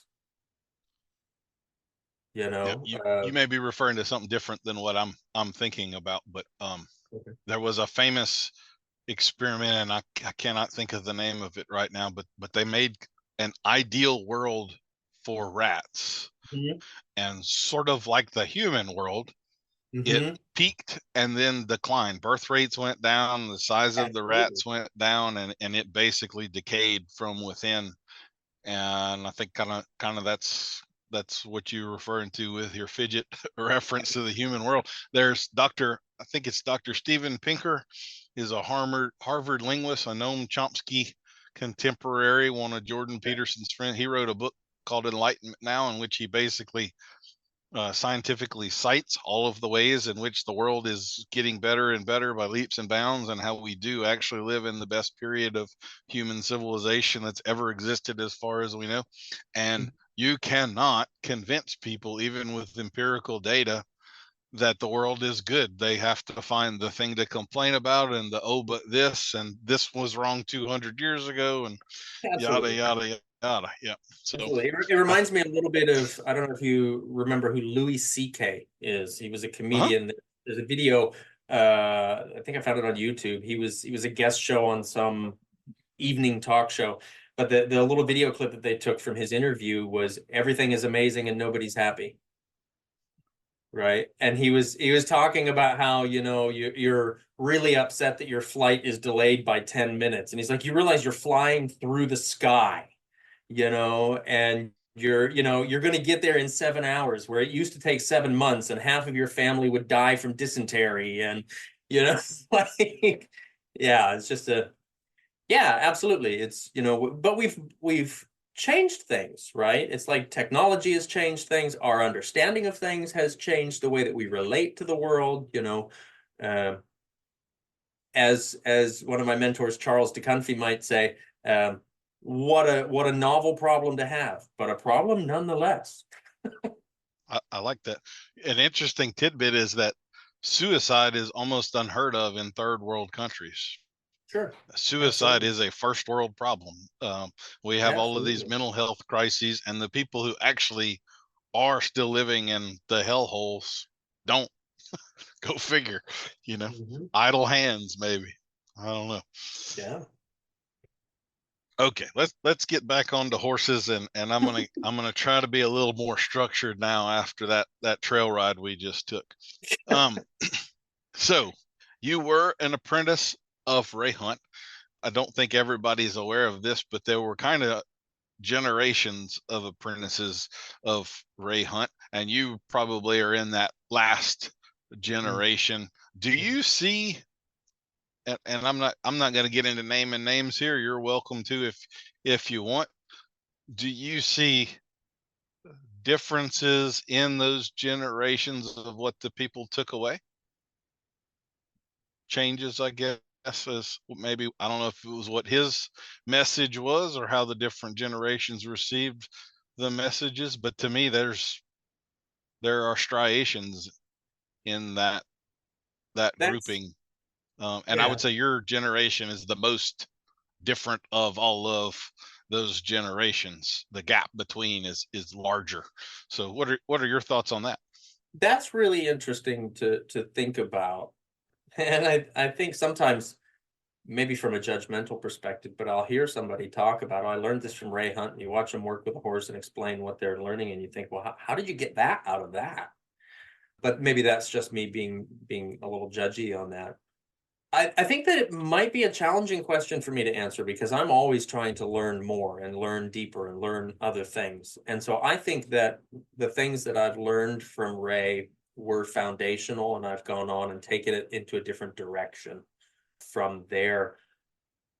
That might be where I should end my answer to that question. But I've, yeah, I don't know that I've got a really good answer for that now that I think about it in that way. Let me take that a different way with you. And I'm genuinely curious about this. We haven't ever had this talk. You use this term foundational a lot. I understand what you mean by it. And let me make it clear. I'm definitely in that camp, and I don't take any offense to the term. I don't think you're using it in a derogatory way or anything like that. So don't think this is me getting my hair up or anything. One of the understandings that I have about Ray is he kind of had a format for most of his clinics, and a lot of people would say that it was pretty basic or foundational, as you might say. I have heard multiple sources, and including people who weren't a one or two clinic person, but like people who were with him for years and years and years and very, very close to him, who would make the comment of kind of like, damn, Ray, we've done this at every clinic for the last 15 years. Like, are we going to do anything right? And he's going to be like, well, if you'd get it right for once, then we could progress beyond it, but you still aren't there yet, And that's kind of how I view the foundational stuff. It's I don't think it's something you grow out of. I think it's something you grow more and more into. I am pretty constantly surprised by some concepts that will pop up to me at a point, and I'm like, that is so simple, so basic, so foundational, so important, and yet 30 years in, that's just appealing to me. And I haven't heard anybody else talk about it. How the hell are we not talking about it? One of the examples, I don't know if you're familiar with this little discovery of mine. I was having a cryptorchid castrated earlier this year, and the way that particular vet did it, they rolled him up on his back, and his vet tech is straddling the horse's chest, holding the legs, so he's got both back legs splayed out. And my 11-year-old son was with me doing this, and we're watching it, and I'm describing all the stuff and pointing out, making as much of a learning experience as I can. But this is a 45-minute process, and at some point I have nothing to say anymore. We're sitting there in awkward silence,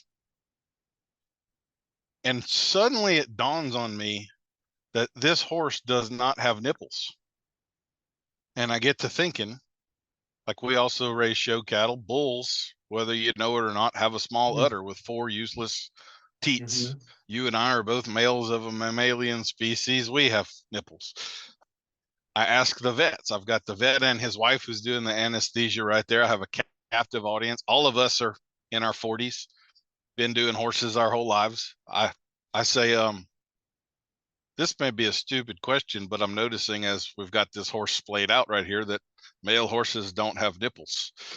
And they both look at me like, you can tell this is 3 people with a combined 100 years of experience who for the first time in their lives are all noticing that male horses don't have nipples.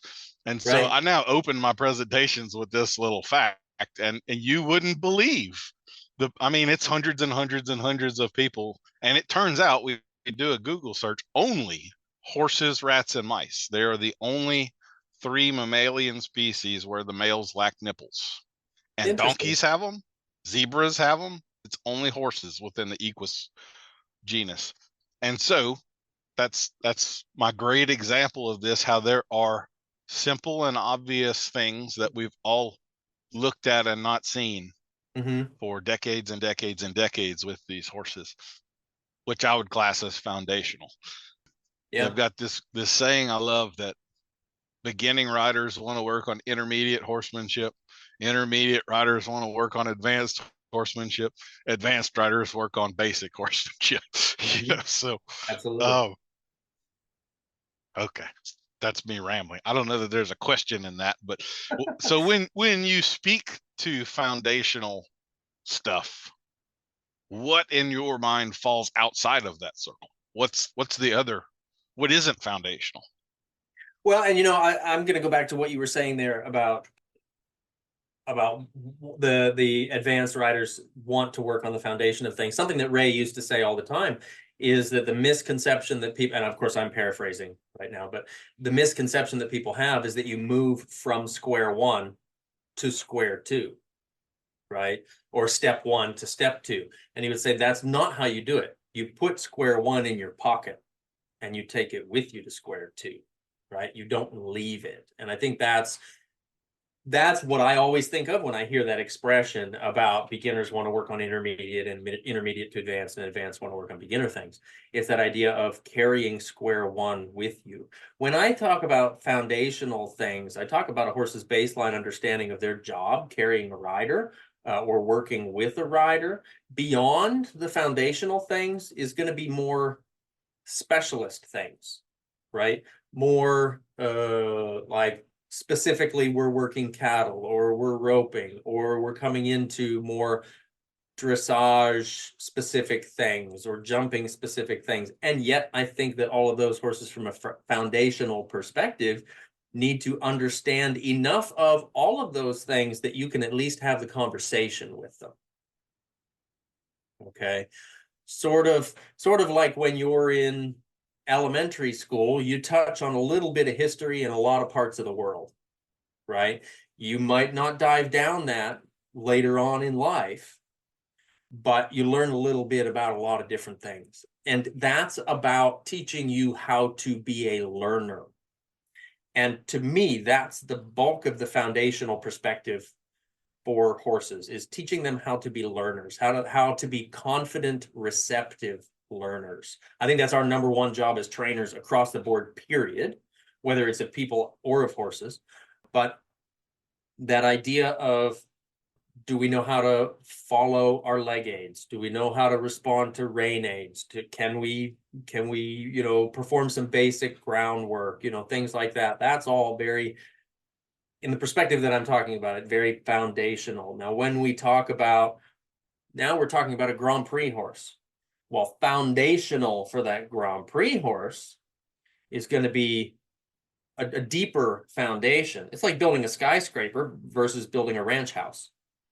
Your skyscraper is probably going to have a wider, deeper foundation than the ranch house will, right? Otherwise, it's not going to support the heights that you're aiming to reach. Okay.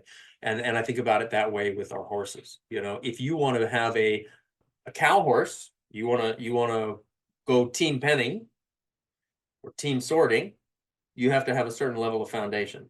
If you want to have that to be a cutting horse, that foundation might need to be a little bit deeper. There might be a little more solid things under there. If you want that to be a bridleless cutting horse, like you were talking about riding bridleless earlier, the foundation needs to be a lot more aligned, a lot more serious. And maybe serious isn't the right word, but a lot more second nature, where that foundation is definitely square one is in that horse's pocket, taken with them everywhere. Because there's less room for errors on mixing red and blue makes purple when you take off the bridle. You took that more in terms of the horse. Let's take it a little more in terms of the rider. I made a couple of notes. You actually, I had some light bulbs going off while you were saying that, and I think I have just organized this into a structure I never quite did before. I think it's a little bit of a breakthrough for me. As a I won't clinician, even charge you extra for that. Thank you. I appreciate it. As a clinician, I learned a lesson not just a year or two into giving clinics, that if you put the word beginner on a clinic, no one will show up. There's not a rider in the world that wants to be classed as a beginning rider. It seems almost insulting. And so I don't ever use that word anymore, even though 95% of everything I teach at clinics, I would class in that world. So we just kind of did that beginner, intermediate, and advanced. This is kind of how I just organize that. And let me say here, most of the people in the equine world are still beginning riders. I know people that have been riding horses for 40 years, and as far as what they know and understand and the skill set they have, they're still in the camp of beginning rider. I do not mean that in any way to be derogatory or anything like that. There's not a damn thing wrong with with being in that camp, and maybe we need to call it level 1 instead of beginner. I don't know. To me, those are the people that are kind of, as you just said, for the horse. They're still learning the definitions. This is the left lead, the right lead, cross firing, whatever the on the buckle, whatever the terminology is, so that when we have a conversation, we know that we're talking about the same thing. And that I think that's really a problem I see in clinics a lot of times, is that I would say, particularly in the English world, there are some pretty hoity-toity terms, and I think a whole lot of the audience is out there nodding their head and actually having no clue what the hell was being said in the arena in front of them, because the terms are not defined and we aren't really sure what he meant by that. But he was talking fast and moved on to something else, and nobody raised their hand and said, hey, what the hell does that actually mean? I would also say the beginning rider, one of the characteristics of them is they still are fighting the dominance fight with the horse. If you get an intermediate rider, one of the ways you could tell an intermediate rider is they could walk up to a horse they don't know, and within 5 minutes they've got some rapport built and they've kind of taken control of things and they've sorted the horse out. And you have other people that could ride that same horse for 10 years and not get that accomplished. And that's part of the skill set and all that I'm kind of referring to. And then the last thing I would say that is characteristic of the beginning rider is they're still developing that awareness. You spoke about it with regard to the horse mouthing on you and so forth, but I know you and I could both lead a horse, and that horse could be walking along behind us, and we both know where he is when the moment his awareness left us. When we're in danger, he may jump on me, I need to do something. That's all intuitive and automatic with us, and there are plenty of people that would, if he's out of sight, he's out of mind. They have no idea what's going on. Even if he's in sight, they might not have any idea of what's actually going on. So that's the beginning rider to me, and that is most people. And again, I don't mean that in an insulting way, but if you aren't recognizing those challenges or problems and working on them, that is the person that stays in that camp for 40 years. You never graduate because you didn't solve the problems and maybe you didn't acknowledge them. To me, the main difference between the people that are in the intermediate camp and the advanced camp comes down to timing. I've watched you work a horse. Your timing is really, really good. I think you have to have an eye developed to a certain level before you can see the difference in tenths or hundredths of a second of what is bad timing, what is decent timing, and when you have gotten to that really good, smooth, you were right there when you needed to be camp. I will say boldly here, I've been unpleasantly surprised by some of our contemporaries who maybe I knew by reputation or whatever. Then you go to an event, you see them, they work a horse, and you're like, holy crap, he's not nearly as good as I thought he was going to be. Like he should be. He's a high level amateur basically, and here they are out here in front of the crowd. Like, dude, you need to go home and keep quiet and put some work in. And that always, I don't know, maybe it's jealousy. If I were richer and better known, I wouldn't have that bone to pick. But it really bugs me sometimes when I'm like, you're better known than I am, and you shouldn't be, I guess is my point there. But anyway, so what do you think about my spur of the moment, newly formed organization there? You agree with it? Anything to add to it or subtract from it? I mean, well, I think I would add that at the intermediate level, like you're talking about, there is the skill, the ability to build a rapport, the ability to recognize and understand. And I think that we can run into three sides. Actually, now that we're talking about it out loud, right? It's coming to me. There's three sides of that intermediate rider. One of them is, and I think it comes down to tactfulness and awareness, right? Mm-hmm. One of those intermediate riders can get along really well with that horse. One of those intermediate people, horsemen, whatever, because maybe we're riding, maybe we're leading. One of them is going to be really effective at building the rapport and getting some really good basic things done. One of them is going to know just enough to nitpick a lot of things and create more problems. And one of them is going to know all about it, but be completely ineffective. Right. So I think the tactfulness and awareness of the person in there comes into play with what are the kind of results that they're going to get. I think you're kind of bringing in some more personality traits there in terms of maturity and patience and wisdom and things like that. Like what's the deal of intelligence is knowing that tomato is a fruit. Wisdom is knowing not to put it in a fruit salad kind of thing, right? So, Yep. But then philosophy is wondering if ketchup is a smoothie.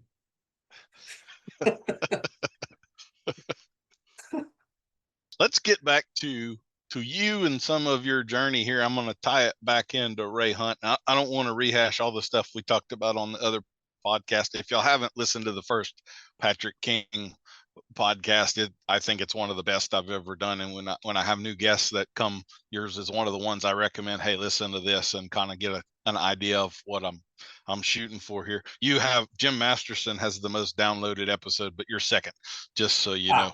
Well, on that one. If I'm going to be second to anybody, that's a good one to be second to. Yeah. I'll take the silver medal next, Jim. He's a peach. He absolutely is a gem. Yes. Absolutely is.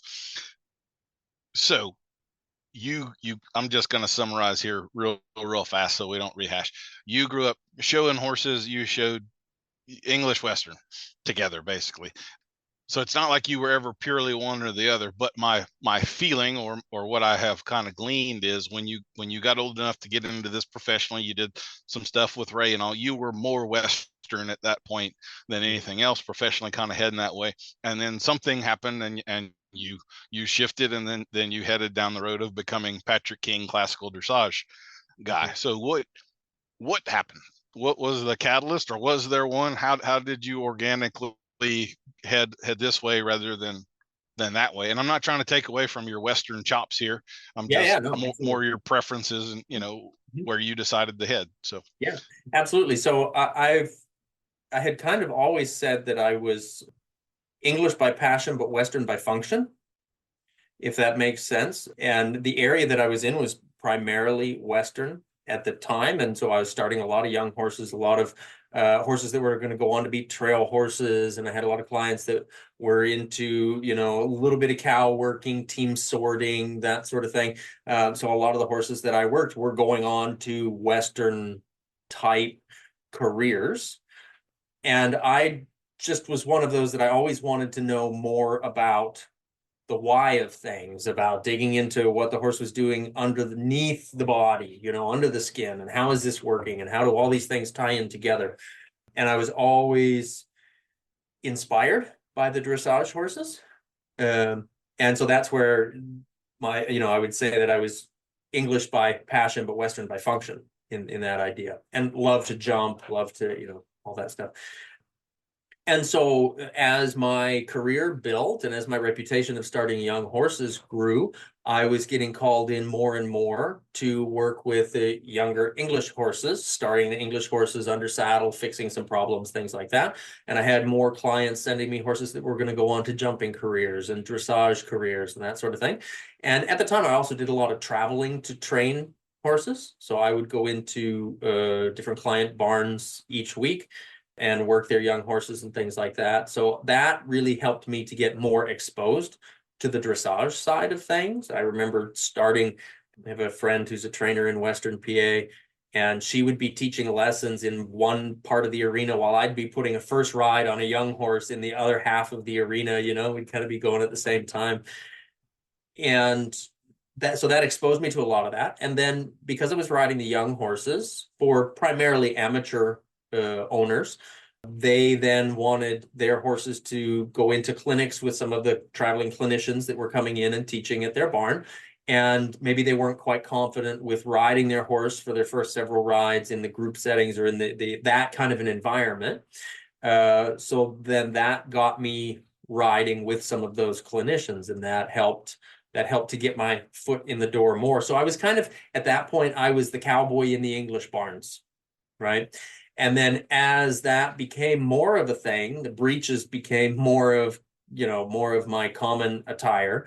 And then I was still working horses, and I still do work horses for Western riders and that sort of thing. So I went from being the cowboy in the English barn to being the English guy in the Western barn. And so kind of always jumping on both sides of the fence there as it went. And I still love, the traditional classical bridle horse training, things like that. I'm still passionate about that. I'm just at the moment for myself, I'm pursuing more of the classical dressage route. And I find that the closer you get to higher levels there, the closer those things come together. Yep. I completely agree with that. I don't think there's nearly as much, there's a lot of turf defending that goes on there. And I would say generally not among the higher levels. I'm really kind of, where you and I met at the Best Horse Practices Summit.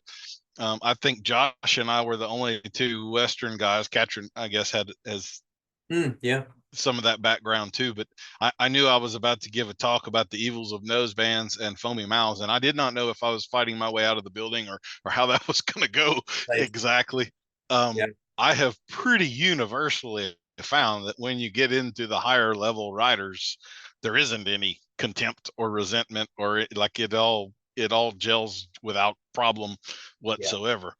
I find that at the very core basic level, it's all the same. At the highest levels, it's pretty close to the same. In between is a lot of ego and bullshit. Mm-hmm. Yeah. I would say, like, your world collection's one of those things. You will not ride a decent cutting horse that isn't also very collected. Do we lope them around on circles working on collection? Some people do. That certainly wouldn't be an industry norm, but because of the virtue of the way that horse has to perform, they have to find collection. It just becomes so, like you say, the core. We may go about it different ways, we may have different goals of how we use it, but those core things have to all be there. It's all a four-legged animal that has to move this way or he falls down, right? So yeah. I tell you what, I have forgotten about our sponsor for this episode, so let me do that real quick. We've kind of gone a different route. This is a big national sponsor, so you've all heard of Yellowstone and all of that. Well, Taylor Sheridan has got a new offering, Champagne Dreams. This modern day drama covers the ongoing saga of the largest boarding stable, lesson barn, and event center in the area, Moorleg Stables. Tiffany Sauvin's dream has always been to live a life with horses. Follow her experiences navigating life as the newest working student at the area's largest boarding facility and lesson barn. Episode 1, the pilot, opens with Tiffany meeting one of the more prominent boarders or owners, Regina Schuylerson, and innocently congratulating her on her pregnancy, only to find out that Regina isn't pregnant. Tiffany isn't yet in control of her face's subtitles, and she adds insult to injury when she catches head hunter trainer Richard Black and Regina in flagrante delicto, blurting out before retreating, "You're not gay?" to her new boss. Hector is the lead stable hand, and he's leading a double life. Everyone assumed he's an undocumented alien, but in reality, he's the son of an Argentinian drug lord whose last name is Goebbels. This series promises to bring the soap opera to the wash rack. Join us on Paramount Plus on Tuesdays at 7. So thank you to our new sponsor there. I don't know where you come up with this stuff, Daniel. That was a spur of the moment one, actually. That's a big spur. That's one of those chihuahuas with the jingle bobs on it. I have to look forward to the cease and desist letter from Taylor Sheridan's lawyers, I guess. Anyway, okay, so we were on saying all that, and I'm like, who are these people? I don't understand. So back to your progression of transition. So who would you say, I mean, you do some clinics with Charles de Comfy, and you've studied in, I don't know if is it Portugal or Spain with the Valencias over there? Valencias are in Portugal, yeah, okay. And I ride as a short-term student at the Royal Andalusian School in Spain also, yeah. Okay. So how would you characterize your journey of mentors there? You go from Ray Hunt, and how does that kind of fall out and transition for you? So I had an opportunity to teach alongside, just like we had the opportunity to kind of teach together or alongside each other at the Best Horse Practices Summit. I was teaching at an expo, I believe it was called the Universal Principles event or something, seminar, something like that, up in Pennsylvania. And Mark Russell was there presenting also. And that was where we met and developed a friendship. And he led me down a path of digging even deeper. And I got the chance to work with Mark a little bit, teach with him a couple times, had him out at an event that I used to host, and he coached there as well. So he was a student of Nuno Oliveira, and he had been a Western guy prior. I believe he was a farrier also, and that sort of thing. So he got an opportunity to go and see Nuno at a clinic, and that spurred him to go learn more. And that was really inspiring to me, of somebody who had a career and at that point said, you know what, I need to learn more. I need to dig deeper. That was really inspiring to me. And I'm one of those that wants to know why. I was probably a real terrible pain in the butt for my teachers growing up, and I know I am now because I'm always about the why. But that was then what led me eventually down the path of studying with the Valensas in Portugal, because Senor Luis Valença was a principal assistant to Nuno Oliveira for quite a while. And so they're carrying on that classical tradition. And Senor Luis is referred to as one of the best current living masters of classical dressage. And so having that opportunity to work with them and develop a close friendship with the family is really fantastic. And then that opened up, Senor Luis helped me to get into some learning opportunities with the school in Spain as well. So it's been I would say very organic, right? Like one person has led to another, I remember growing up, and I may have shared this in the last podcast, so apologies if I did, but I remember growing up reading these books, and one book would reference somebody else. So then I would have to go and buy that book, and that book would reference somebody else. And so and that was in the day of like, you get the mail order catalog and you fill it out and you send the check or the money order, and it certainly wasn't next day shipping on Amazon Prime.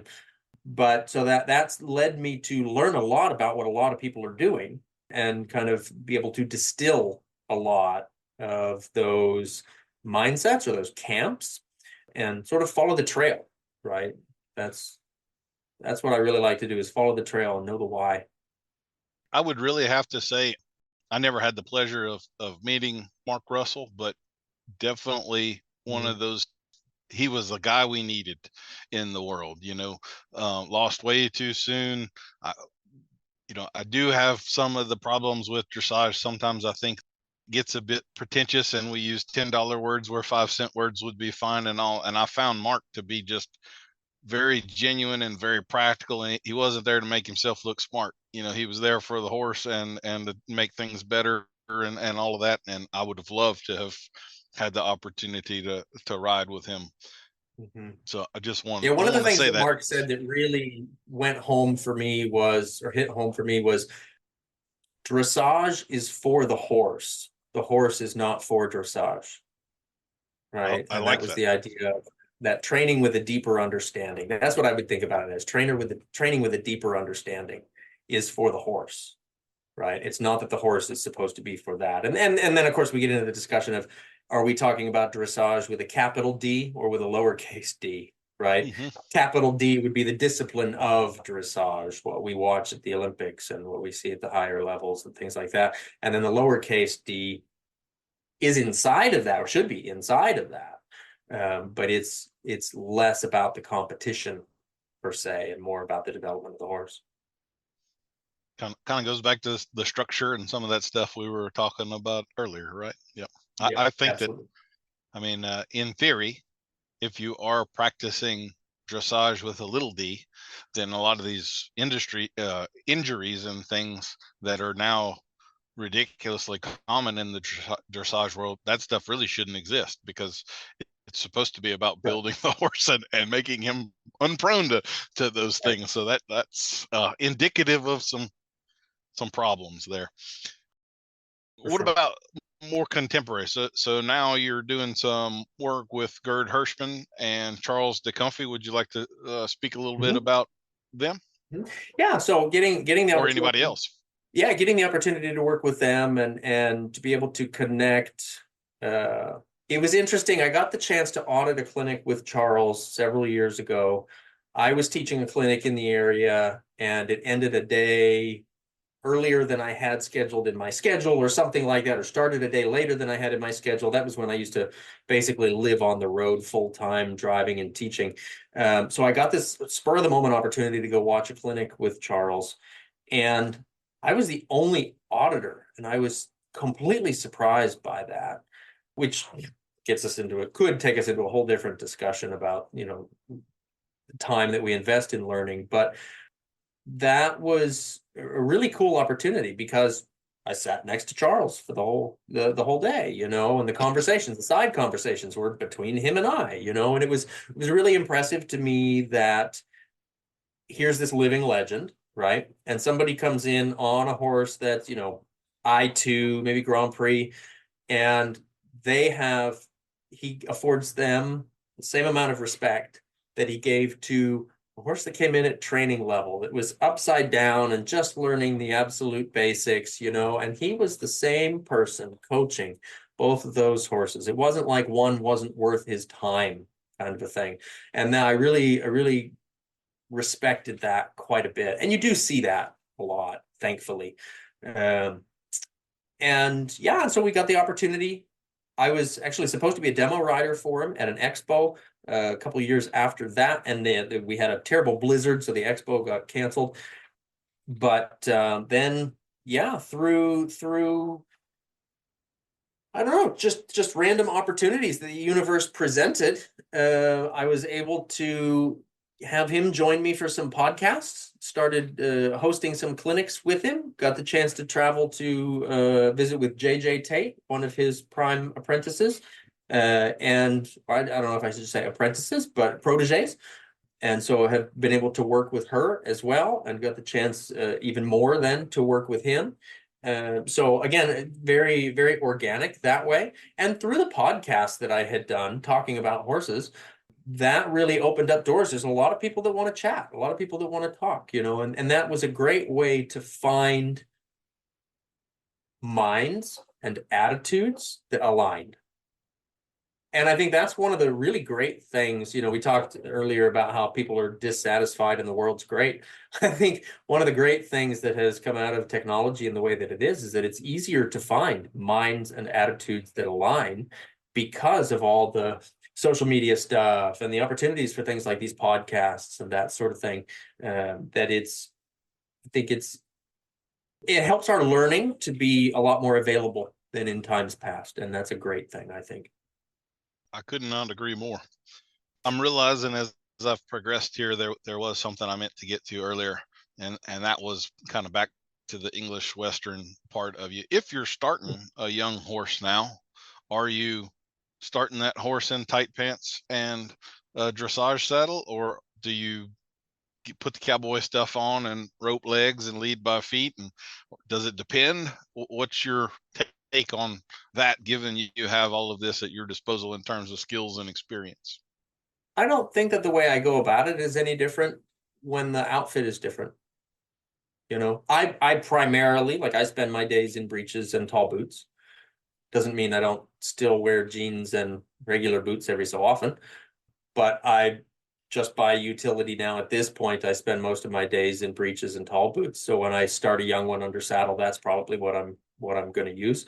For one that's more, I might say, touchy, more sensitive, that I want to help them become more accustomed to things. I still love the idea of starting them in the stock saddle with the saddle strings dangling and helping to get them comfortable with that. I still do a lot of playing with the legs, whether they're going to be, regardless of the outfit that the horse is going to wear, they still have to have the same education. That's the way that I look at it. So they're still learning to yield by the legs. They're still learning to, all of those things to ground them and help them center. And some need that stuff more than others do, obviously. But yeah, to me, there's no difference. I'm just as comfortable starting a young horse in a dressage saddle as I am in a Western saddle.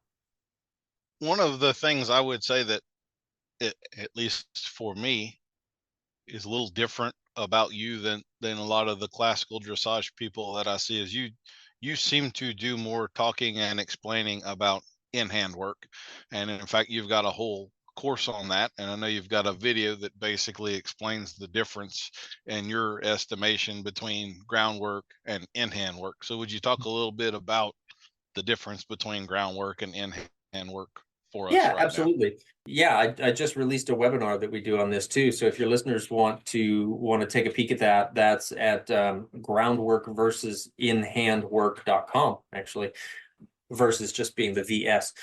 But to me, the groundwork is, and like we talked about with foundation, I'm not downplaying it by using this word, but groundwork is like that real important kindergarten, elementary school work that the horse needs to have. It's the basic idea of manners, rules, yield your shoulders over here, move your haunches here, stand for the farrier, load in a trailer. Groundwork is I think it's a very big concept, groundwork is, and I still think of it as the kindergarten or the foundational base of knowledge that every horse has to have, right?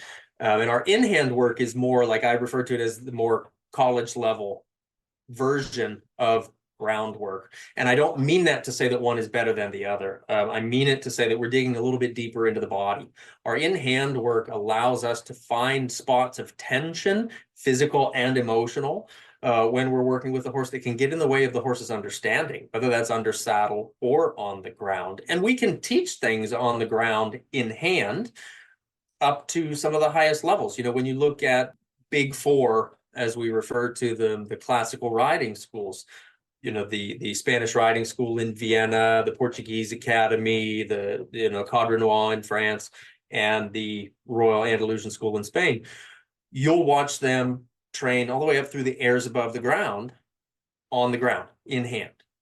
Okay. And so you can do all of those things if your horse is suited for such, and if you're aiming for that with the education. So that's groundwork to a whole nother level, right? And the reason that I teach ground or in-hand work so much and focus on it so specifically is the way that it helps us to unlock the doors. And I'm not saying that everybody uses in-hand work in the same way either, okay?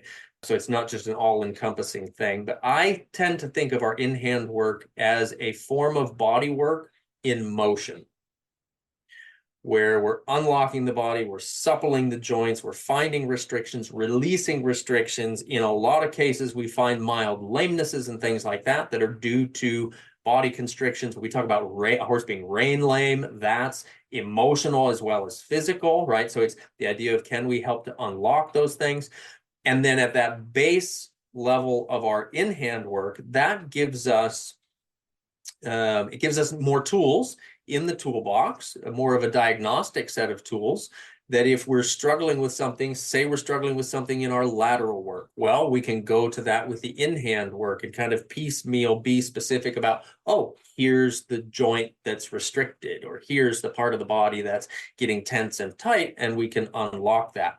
You can do that when you're riding also, of course, but I find that it's helpful to be able to do that from the ground as well, so that you can take the extra weight of the rider out of the equation. And sometimes that takes away some of the stress from the horse, from the learning perspective, that now he's not carrying the rider's weight, having to learn to rebalance. And so a lot of the time, the in-hand work, when we're doing it, when we're encompassing the lateral work within our in-hand work, I think of it like calisthenics for a person. It's like you learn to do push-ups before you go to the gym and do a bench press, right? And it's about learning what muscles to use when, and then how can we strengthen those muscles so that the rest of your work is easier. So I'm going to play a little bit of devil's advocate here, just in an effort to find the ditches that define the road. Let me propose a hypothetical here. Let's say that you are bringing a horse up in a more traditional Western way. And let's say it's your horse. So you have no customer expectations. It's no financial limitation. It's your time. You get to do what you want with your horse. Would you still do in-hand work with the California bridle horse that you're bringing up? Would you feel handicapped if you didn't, like something was missing? Or do you think ultimately you could do just as good a job with a more purist riding? That's not well said, but I think you get what I'm getting to there. Or would it be I'll leave it open to jumping on in hand if and when I feel like I might need it and it would be of benefit? How would you view that? I would still approach it the same way. I was going to come up with a smart aleck answer and say, if your garden hose has kinks in it, are you going to unkink it one way if you've got a sun hat on, and another way if you've got a baseball cap on? And it's kind of the reason that my mind went there is because I often in our in-hand work refer to the horse's spine as being like a garden hose. And the in-hand work is about finding the kinks in the garden hose and unkinking it. Can you do that under saddle? Yes, you can. I would say, is it easier to learn how to do that in hand? Yeah, I think it is. I think it is. And then the horse has a better point of reference when you get into the saddle. So would I do the lateral work in hand with the bridle horse in the same way? Well, no, not necessarily, because we're not releasing the jaw with a snaffle bit the way we would be in our in-hand work here if we're using a spade bit, right? But you can do the in-hand work in a cavesson, and that's from a traditional perspective, that's the same. If we follow the history of it all the way back to the conquistadores, that's the same as working them in the bossal, as working them in the cavesson. That's kind of those two pieces. If you follow the history, those two pieces are very interlinked in there. And so we could say that from a classical perspective, your bridle horse came from the bullfighting horses on the Iberian Peninsula. 100%. And the spade with its braces is more, I don't know about historically, but functionally it's more similar to the double bridle than most people would think. I kind of find it very amusing when dressage riders look at spade bits and are offended by them, because the double bridle and the spade bit are very similar in forms of function. The main difference is the pallet pressure, which I think is part of the most beautiful and artistic aspect of the spade bit. And it's always people that haven't ridden with tongue and pallet pressure that are afraid of it or think it's a bad thing. And I think as soon as you step into that world, it's like foie gras. It's so smooth and buttery and goes down. You just may look gross from the outside, but try it once, Yeah, and there's a lot of things that we might judge without understanding, right? And that's something that I try to keep in mind all the time, is that the people that know the least tend to always know it the loudest. And then the other side of that is, just because you're upset by something doesn't mean you're right. Yes. But I mean, and that's very much that case. And going back to the double bridle on the dressage horse and the two rein on the bridle horse, those are more closely linked, I think.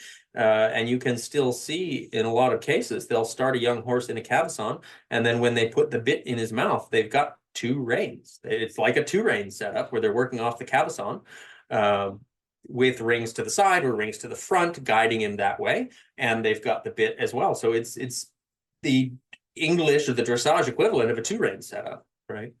There's some technical nuance differences there, but there's a whole lot that's similar in there that seems to be overlooked or purposefully not looked at. Well, and a lot of the difference came from the tools that were available, right?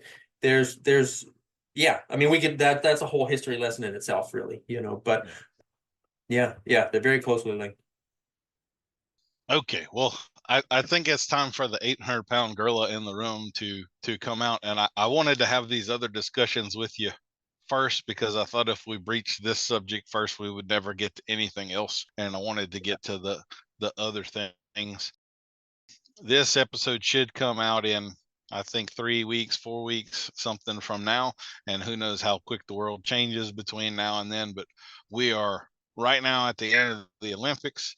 We are maybe 2 weeks past the Charlotte Dujardin controversy and all of that. And I asked you about this before, and I think very bravely, and to your credit, you were happy to take the risk and have this discussion.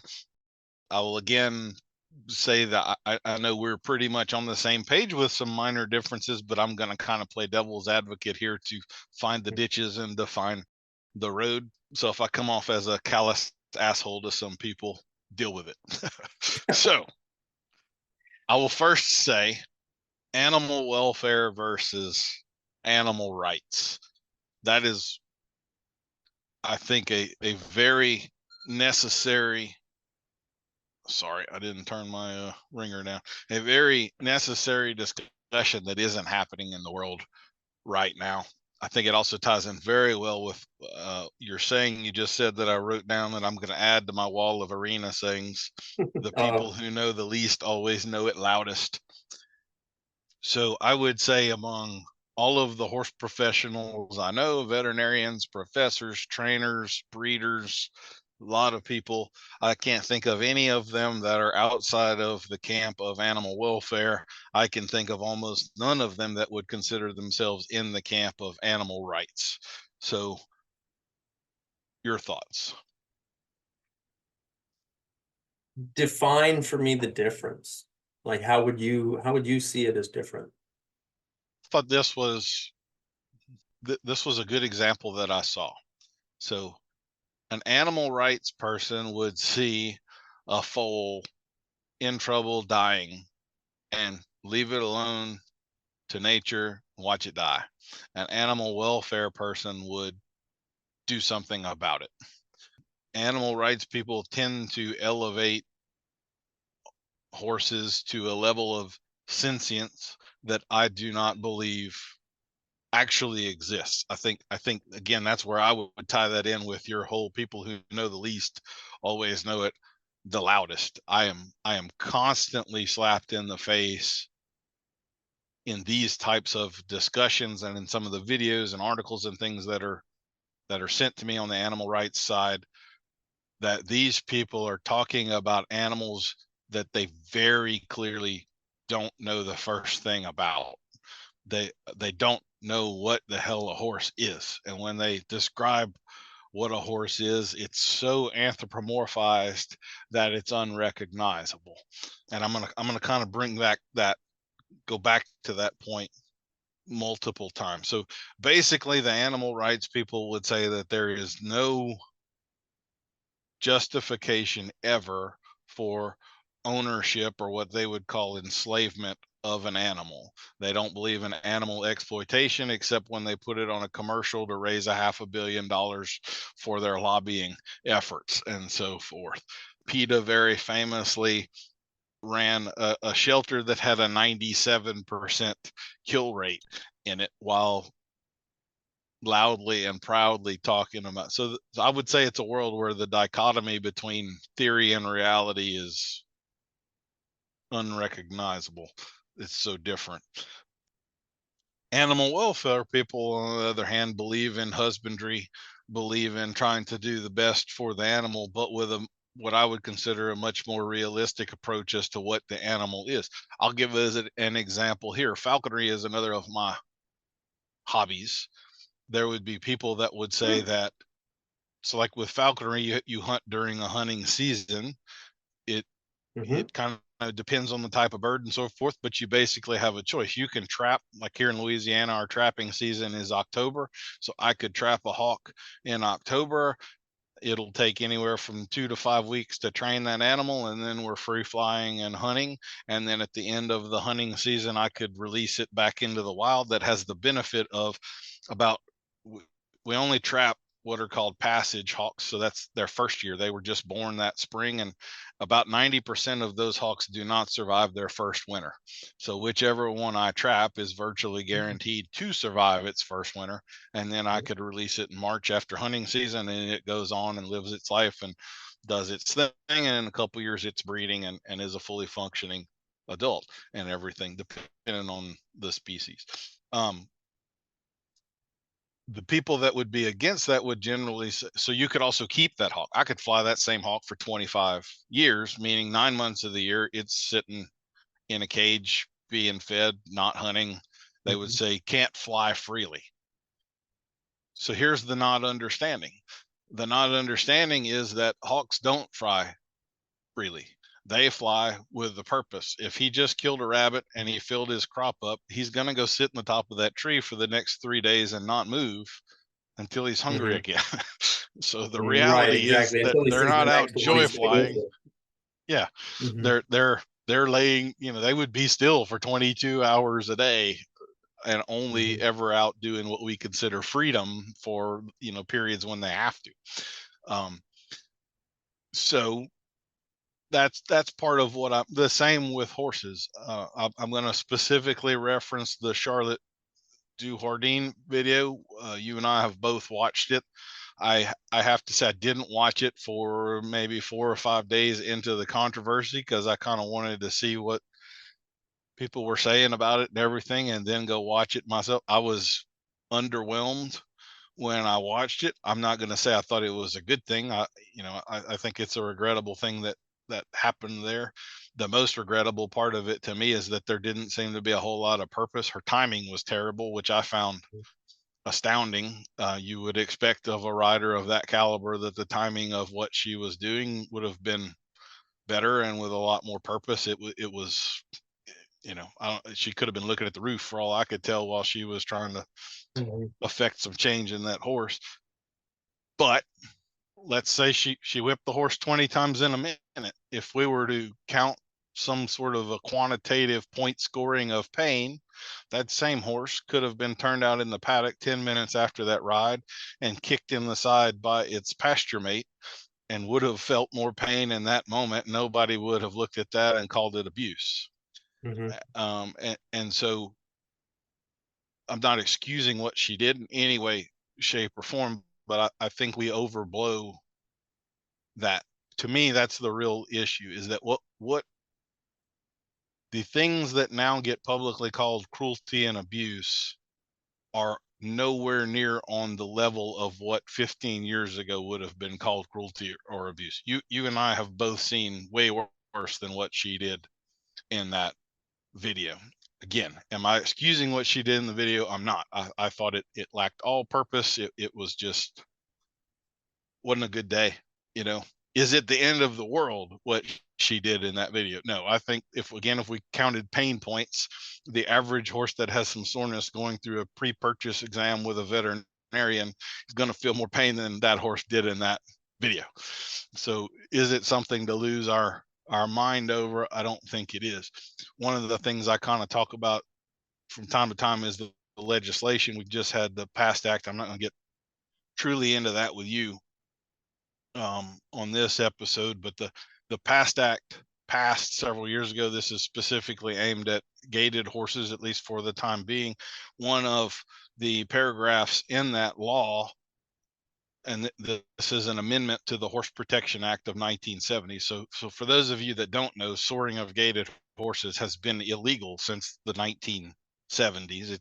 It has not been okay for a long time. But one of the paragraphs that they had in there, and I'm not going to make any accusations, this may have been a very well-meaning person, but they specifically said that to redefine under the terms of the law, acts of illegal cruelty were any act that could foreseeably cause pain to an animal. Well, can you breed a mare without knowing that she's going to foal? You can't. Can she foal without us knowing that that's going to cause her pain? No.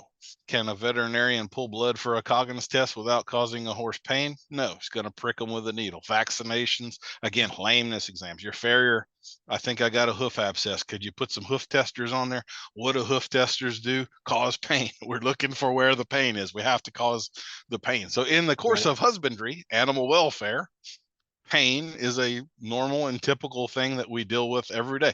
A veterinarian, the most well-meaning, experienced veterinarian you can think of, hurts horses all day long throughout the course of their job. We lose our minds in this whole notion of pain. And again, is the horse left completely unmolested by man, assured in any way, shape, or form to live a pain-free life? Absolutely not. Go look at some Right. Mustangs. They're all missing a Exactly. bunch of hide on them, right? They're fighting, and they live their entire lives in fight or flight. If you deal with a Mustang like you did with Mark Lyon and the Mustang, like your first 2 weeks of that is trying to teach that horse that it can come out of fight or flight into the parasympathetic nervous system, relax, start to learn, yada, yada, yada. Mm-hmm. And this is kind of what I'm talking about with these people. They have this very idealized version in their mind that has absolutely no connection to reality whatsoever. I just said a whole lot, so I'm gonna turn the floor over to you right now, and you keep it as long as you want. Oh boy. Yeah, so I think that it's number one, it's a tricky situation.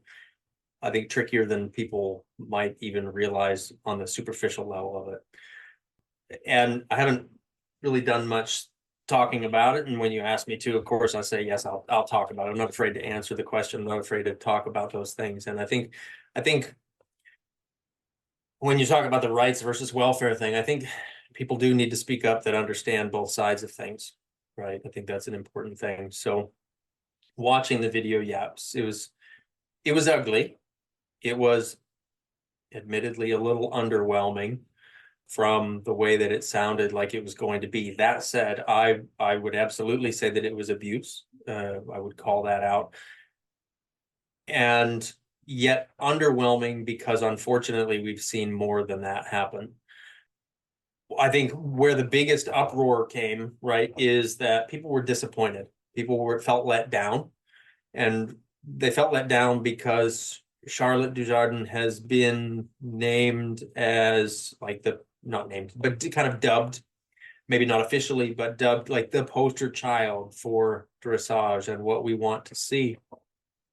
And I think that's dangerous. It's not like she came out and said, let's run this marketing campaign that puts me as the poster child, right? She's a lovely rider. She's ridden, arguably, she's ridden several nearly flawless dressage tests at the highest levels. She's got several medals to her name already. So she's a decorated Olympian. And here's this video of her doing some really ugly things. One of the things that I think is important to understand is that a rider at that level is not necessarily a horseman. You would hope that they would be, right? You would hope that they would be someone that has a full knowledge of all these things, but that's not necessarily the case. Just like, if you're an astronaut, the assumption isn't automatically that you can build a rocket out of scrap metal. Your job is to walk on the moon, and no one would think any less of you if you couldn't build a rocket out of scrap metal. That's not your job. That's not what you do. But we see that that's the end result of what you're doing, just like we're seeing that the end result of what she's doing is riding these nearly flawless tests, or that's the aim.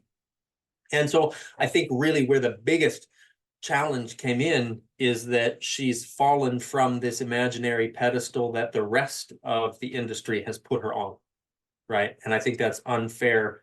It's unfair to her that she was put on that. Why does, I just had this conversation with the barn manager here, and the conversation sort of went, why does anybody have to be the poster child of anything? She's not the poster child of dressage. She's someone who rides very lovely tests, whether we can argue lots of different things and lots of different pieces about lots of that. But it's like to say that Daniel Dauphin is the poster child for fantastic podcasts. Well, that's not fair. You're going to slip up. You're going to say something that somebody's not going to appreciate. Does that mean now you're no longer the poster child? Oh my gosh, tear him down off of the pedestal. Well, why can't we say that you're really good at giving your podcasts? Right? You're really good at hosting your play. Here's a skill set, right? So that poster child, that the halo fell off the hero is basically what it comes down to, right? The halo fell off the hero, and it was a halo that the rest of the world kind of put on her.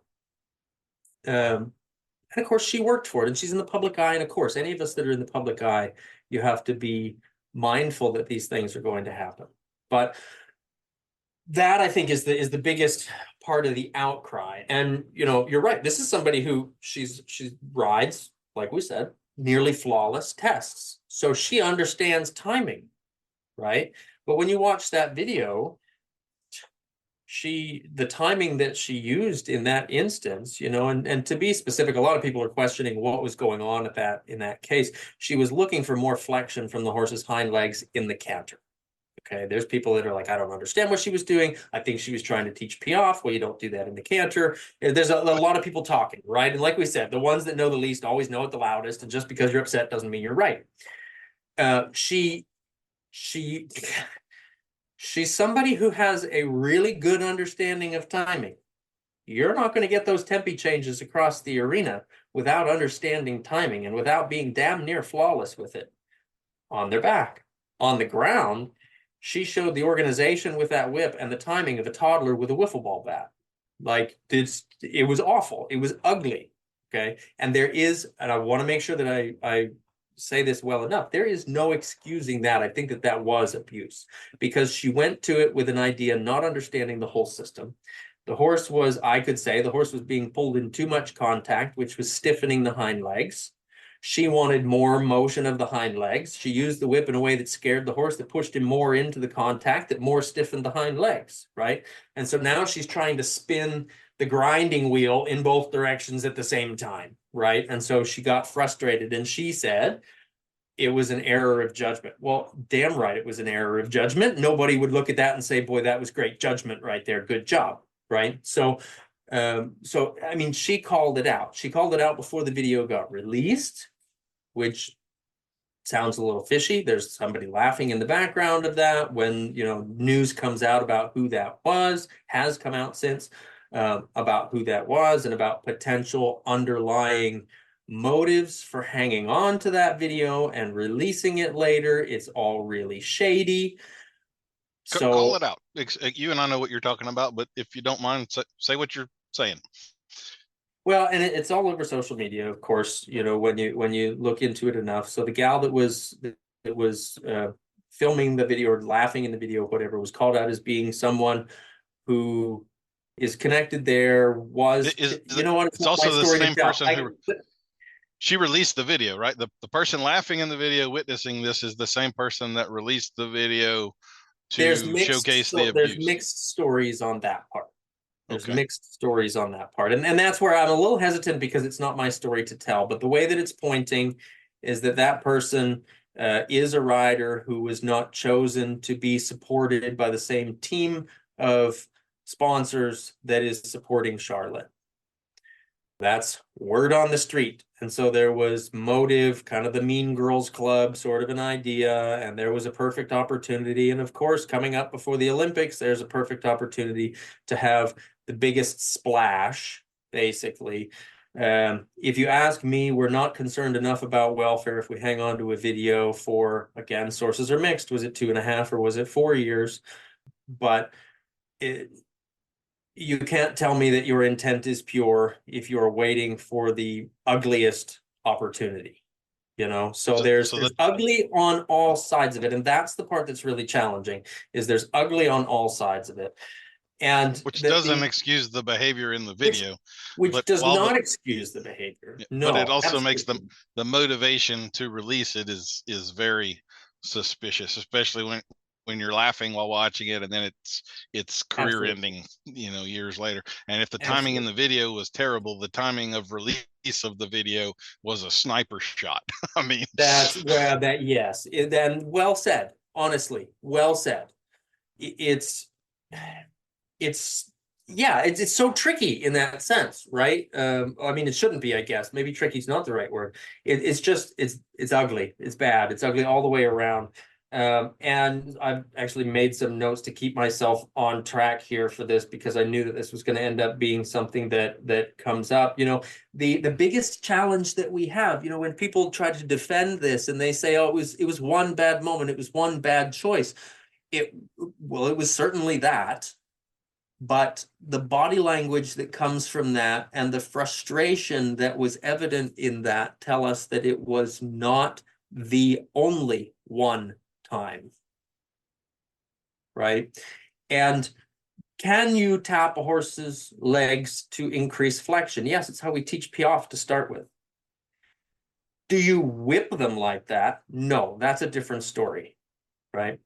And now when we talk about, when we want to split hairs, like there are people that say, oh, well, the crack and the sound of the end of the lash on the lunge whip is a different story. To me, I'm allergic to that crack. Anybody who works for me at any point, I'm really specific when I hand them the whip. I tell them the end of that whip, that lash on the end of the whip is designed to simulate a fly landing on the horse. We all see how irritating that can be. If I hear you crack it, get the hell out.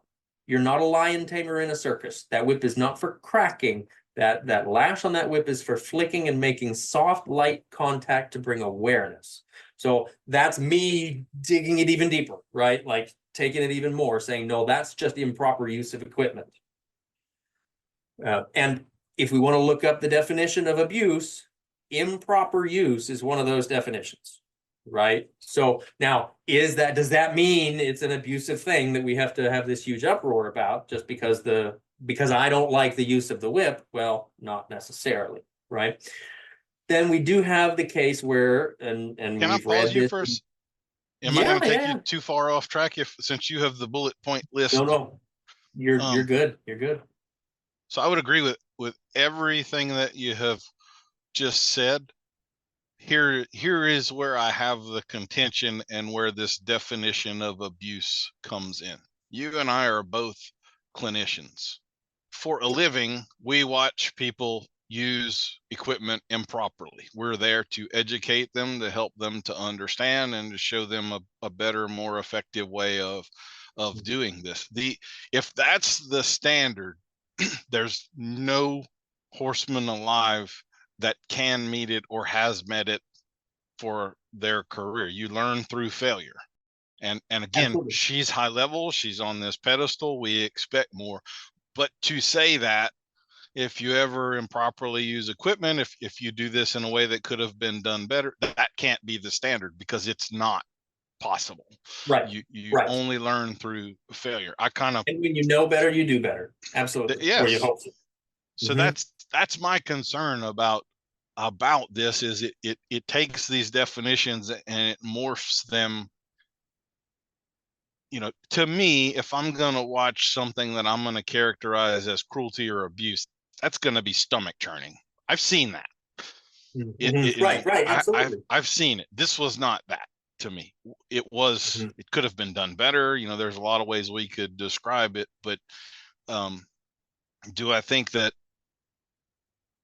she needs to be held accountable to some degree on that? Like you say, it definitely wasn't a one-time thing. This was a one-time that it was filmed and that it was released. Maybe there's going to be more videos coming forward. I mean, I don't know what it would seem with the motivation that it appears to be behind this video, that she was effectively taken out and there's no reason to fire more shots. But I mean, there's no trainer in existence that got to a high level that isn't really thankful that a few days throughout their career there wasn't a camera rolling on them. It's just not a standard that anyone can live up to. Absolutely an impossible standard. That's my problem with it. And I think the question really comes down to, what do we do about it? How do we handle it? And how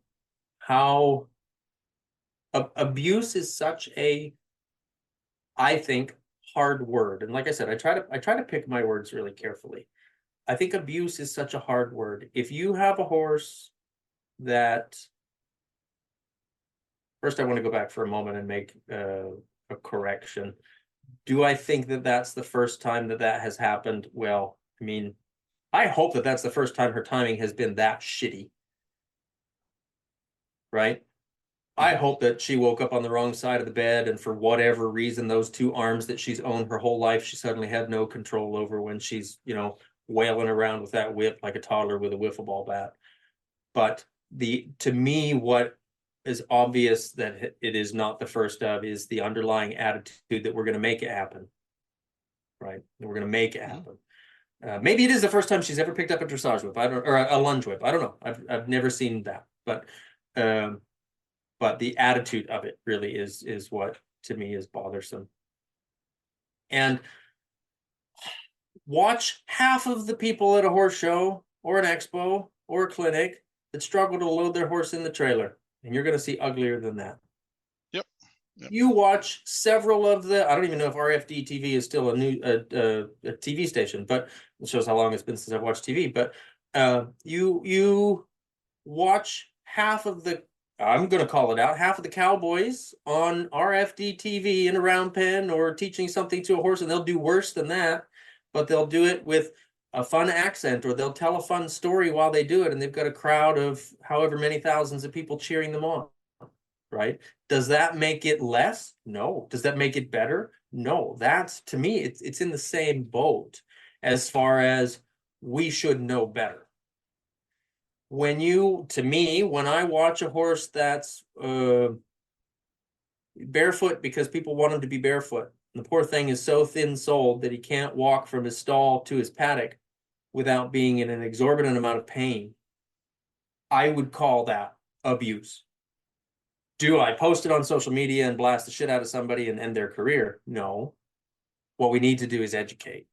Right. I think that's really what it comes down to. When I see, like when you know better, you do better. You can see certain horses, the way that the muscling is developed on their forehead, that they've got awful teeth inside their head. We know enough to be able to adjust that. Right. So if we don't, we know we're causing problems the whole way through their body. Is that abuse? Well, I don't know. You're not doing the best that we know that we should be doing by our horses, right? So that's like, again, that kind of gets into the welfare and the husbandry side of things. These are things that we know that we should be doing for the long-term care of our horses, right? We could say improper saddle fit is abuse because we know that we could fit it better, right? Well, it depends. How hard, how deep are we going with the pain that we're causing with these things? I think these are questions that get a little bit tricky, right? That's kind of what concerns me is it's the underlying principle behind the argument. Keeping a horse in a stall. There is definitive research that they do better outside of a stall. It contributes to ulcers. It does all of that. Are we going to say that keeping a horse in a stall is abuse? I think long term, keeping a horse in a stall for 2 years is far more damaging than what Charlotte Dujardin did in that 1 hour lesson. I don't, would anybody call keeping a horse in a stall abuse? I don't think it's the right word, but it definitely fits the criteria of there is information out there that definitively says there's better long-term strategies than this one. And yet it is the standard. All of the dressage horses at the Olympics are stalled most of the time. I've known who Charlotte Dujardin is for a long time through my bit stuff. I've told this story. I never named her. I'm going to name her now. I stopped following her years ago. She is definitely one of the ones that's guilty of a lot of the bit stuff that I try to teach against. She took her horse on a hack. That's what she called it. This is our relaxation ride. I don't think on the buckle is in the woman's vocabulary. She had a double bridle on. She had him bridled up going through the woods. I know a whole lot about the physiology of a horse. If you're hacking with a horse on the vertical, you are riding a blind horse that cannot see in front of them. It's a foolish thing to do. That was on the buckle time if we were trying to relax and decompress and all of the things that we need to do from a horse that's under that kind of intensity and stress of competition.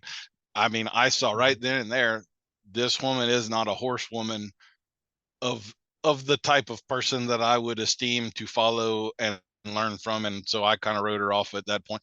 Am I going to call her out, call it abusive, this, that, another? No, but I already know better, would do better. There's not much here that I'm interested in when I saw that, And I would also beg to ask the question, was that the entire ride or was that one picture? Right. So then here comes the in time question, right? Yeah.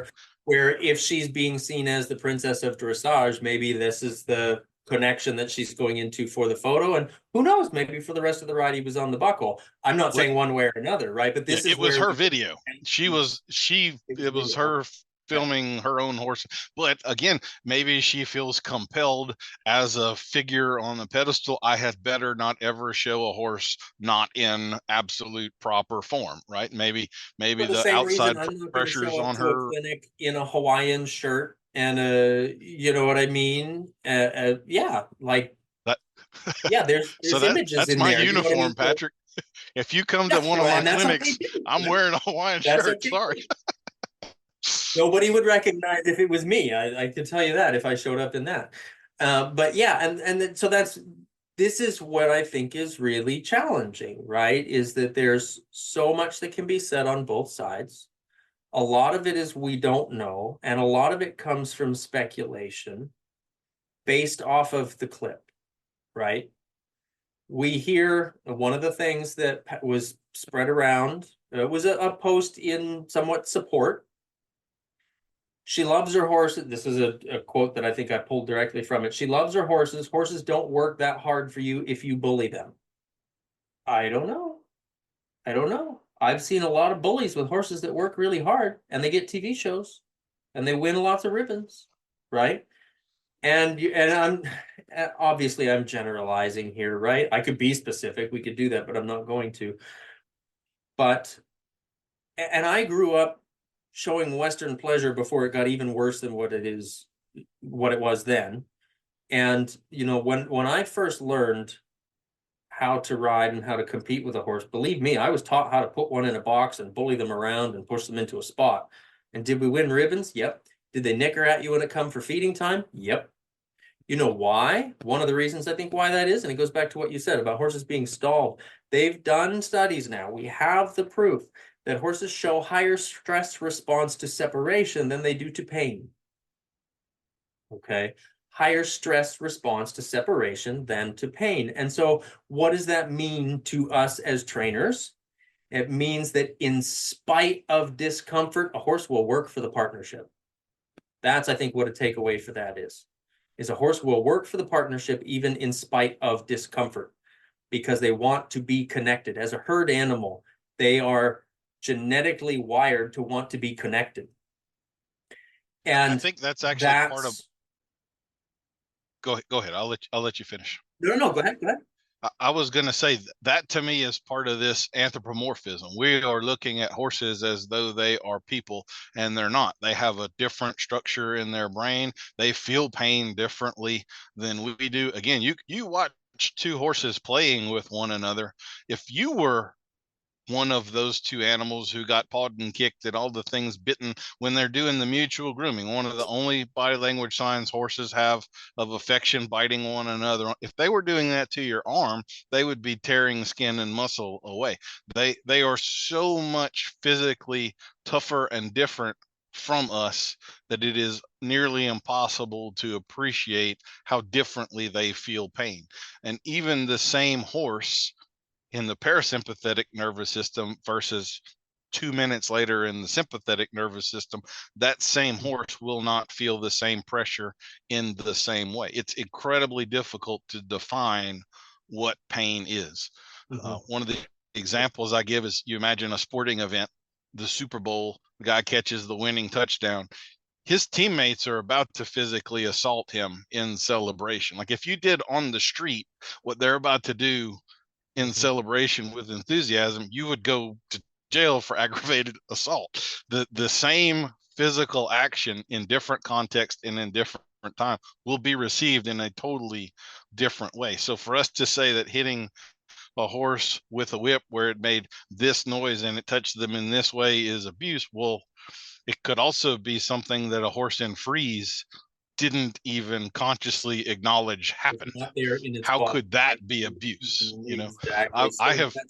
I'm sure you've seen the same thing. You get a horse that gets cut or something, a really traumatic injury. The vet comes to stitch them back together, and that vet will no twitch on the horse, no sedation in there. They poke and prod, and the horse just stands there like a statue. And you're just thinking, like, how in the world would that horse let him touch this right now? The reality is, the horse doesn't feel that. They're numbed to it at this point. Tomorrow they'll be sore, but right now, an hour after it happened, they've got so much cortisol and adrenaline and everything, they literally don't feel what's happening, what you would think would be an incredibly painful experience. So I think the context of all of that stuff matters significantly. And it just isn't as simple and black and white as we tend to want it to be. So, okay, go ahead. No, I think you're right with that. I think context is a really good word to use that gets thrown around without actual understanding by a lot of people, right? Context in this situation doesn't mean, well, we need to know the horse's life history or what happened 5 minutes before the lesson. We know contextually inside that lesson, somebody lost their cool, somebody misused a tool, and somebody was on the receiving end of it. Within the Same act done with different context, right? Yep. Yeah, exactly. So that goes into what you were talking about with the footballer, right? Getting assaulted by his teammates, right? And what I think is really important to understand is that if Johnny walks up and punches you in the face with his fist, and I walk up and I slap you in the face with an open hand, we're both abusing you. Just because you felt more pain from Johnny doesn't mean my slap of you is okay, right? And I think that comes into play, like, well, just because my dog might run out and trip and fall off the porch and hurt himself pretty bad and break a leg or whatever, doesn't mean it's more okay for me to kick him because my kick was less pain than a broken leg.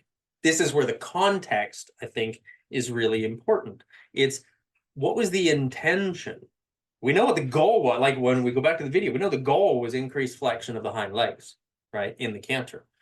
But what was the intention in that? Was it a helpful intention or was it an aggressive intention? And I think that's where we can kind of draw that line. Again, the idea of calling it abuse is hard. I think it's an easy word to use, but it's a hard word to define, maybe, in the case that in the way that we're talking about it. When you really unpack it like this in a meaningful way, I think that's important. And we do have, like you said, it's great that we don't have a video camera on us all 24/7 because we do make mistakes, right? And my goal is always, every horse that I work with is to be the one that I make the less mistakes on than the last one I've worked with, right? And that we aim to learn from that, from every one of our mistakes. So I think it's also really challenging. Like I said, if you think that's bad, look at this. Well, that doesn't justify it, right? That doesn't mean that this is less bad because that is worse. That's really what I think we run into trouble with. Or one of the things that you hear a lot is, I'm trying to pick my words on this one. Why is anyone surprised? That's how it's done at this level. That's how these horses are made. I've heard that in some videos that have gone out. And to me, what I want to type as a response is something like, your lack of understanding is showing, your lack of experience is showing when you say, that's just how that's done at this level. That's how these cakes are baked. No, maybe that's how that chef bakes their cakes. But that does not come in as a blanket statement. I don't think that's okay to make that a blanket statement. I know plenty of horses that have been developed through that level, some of which I started under saddle, that have gone all the way up through those levels. Not that I've developed them to those highest levels, but that I've been able to follow them and see them go. That they have not had that kind of handling done. So why is everybody surprised? That drove me nuts to read that. Why is everybody surprised? Well, because that's not the way we know that it can or should be done. It's what happens when we want to microwave everything, right? Like that's the whole idea of the microwave, is cook it faster. Let's cook it faster. I'm not saying it's okay that we cook it faster, but that's why it's not the way that it's done. It's not the way that it needs to be done. Just because it gets done doesn't mean that that's the way that it's done. Does that make sense?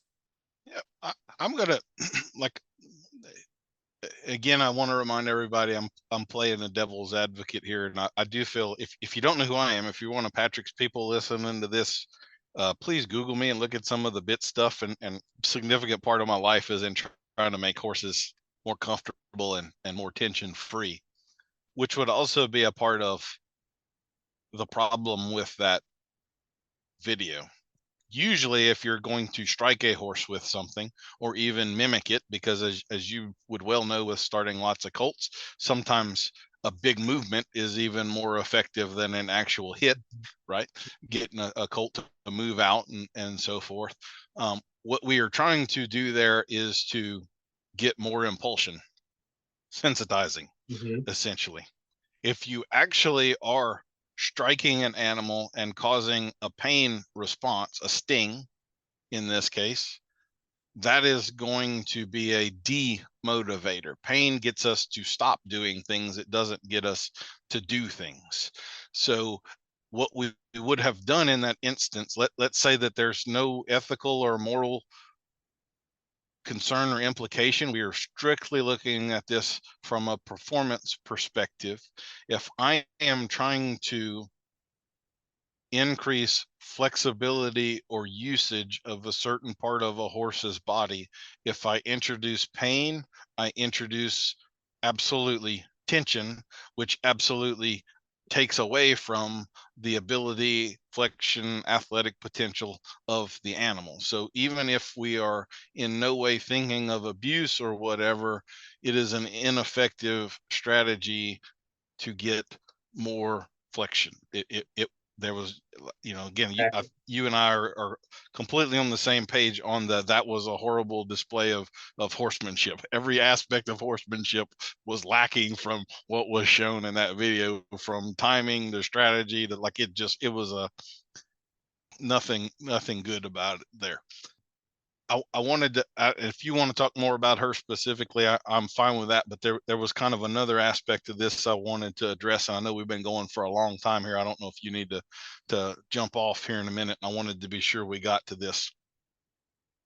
So the Olympics, most of the international sports are governed by the FEI, and the FEI is not unique in this, in that we have now got some things colloquially referred to as no blood rules, and the U.S. eventing team, I believe, was ruled out of the dressage aspect because one of the riders entered the arena for their test. The horse spooked a little bit entering the arena. He stepped. Are you familiar with this? You aware of what I'm talking about? Or he clipped himself in his hind fetlock. Rider had no indication anything was wrong. He rides up to center. He stops. He starts his test, and it winds up when the horse clipped himself. He cut himself a little bit. Wasn't anything serious or severe. Didn't require all kind of stuff later. But he proceeds to start his test. Goes a minute or two in, and then he gets whistled out and DQ'd and took him completely out of the deal. This is kind of another of those deals where context of that stuff and a little more common sense, I think, is warranted. To me, nothing about what was going on with that horse legitimately warranted stopping the test. He wasn't really showing pain. He wasn't off. We know how it happened. This is not an abuse scenario. The horse, made an awkward move and clipped himself, and it's not like the rider whipped and tore and cut and we're trying to cause soreness. And yet it's an international incident at this point, and another black eye that the animal rights community will use against us as evidence, and yada yada. In the cutting horse industry, it would have been the early 2000s, late 90s, when the zero tolerance, no blood rules started. I well remember within the first 2 or 3 months of that occurring, I was at a show as an apprentice. There was another apprentice. We're both warming up horses for our bosses. We had stopped in a corner. We're just sitting there chatting, letting the horses blow a little bit. He's standing on the horse right next to a pipe rail fence. Something came along on the other side of the fence that spooks the horse. The horse flung his head. He happened to hit the bit on the pipe, and this drew a little bit of blood. It cut him just a little bit. Nothing serious, but visible, and the guy wasn't aware of it. I spotted it, and I mean, I'm sure if a camera was filming us, you would have seen both of our faces go white. It is like, you got to get that horse the hell out of this building, like right now, before somebody sees. And now I'm blocking and covering so nobody can see till he gets out the door and he can head back to the trailer. And then I got to go find his boss and so again, not a case of abuse, nothing in fault of the rider, nothing that actually really harmed the horse, but could have been like, that was going to be a lifetime ban kind of a situation if the wrong person had seen that blood on that horse at that moment. And especially coming from the mouth, now it looks like somebody did something cruel with a bit, but I mean, I was there, I witnessed it, I know exactly what happened. So I guess that's part of my fear of this being so lax with words like abuse. We've got these laws, these rules that have this spirit of animal welfare in them, but we make them so strict and so intolerant and inflexible that we handicap ourselves, and we remove all reason, as though there's no excuse for a horse to ever have blood on them ever that isn't solved by abuse is the cause. Like, I just think we get to a point with this stuff where we've become absurd. The entire spirit behind it is lost in the the deal. So that concerns I think me. it's the And swing of the pendulum. Yeah. I think it's the swing of the pendulum. Like, it was allowed to get so far the wrong direction that now it's going to go too far the other direction. And I believe the rider's name was Marcus, that was on the horse that you were referring to at the Olympics here, that nicked himself on the hind leg. Jane, I believe, is the horse's name. Yep. Like, kudos to them. They're like, yep, hey, sorry, thanks so much for calling that out. You're right, that's not allowed in the show ring, right? So that to me shows somebody really being a class act in saying, look, I recognize that this is a rule. I'm really sorry it happened. I step out. I think it was the rule, right? And so following that rule and just being okay about it is a positive change right there. Now, I wish that there were other things that were as policed and governed by the rules as what that was.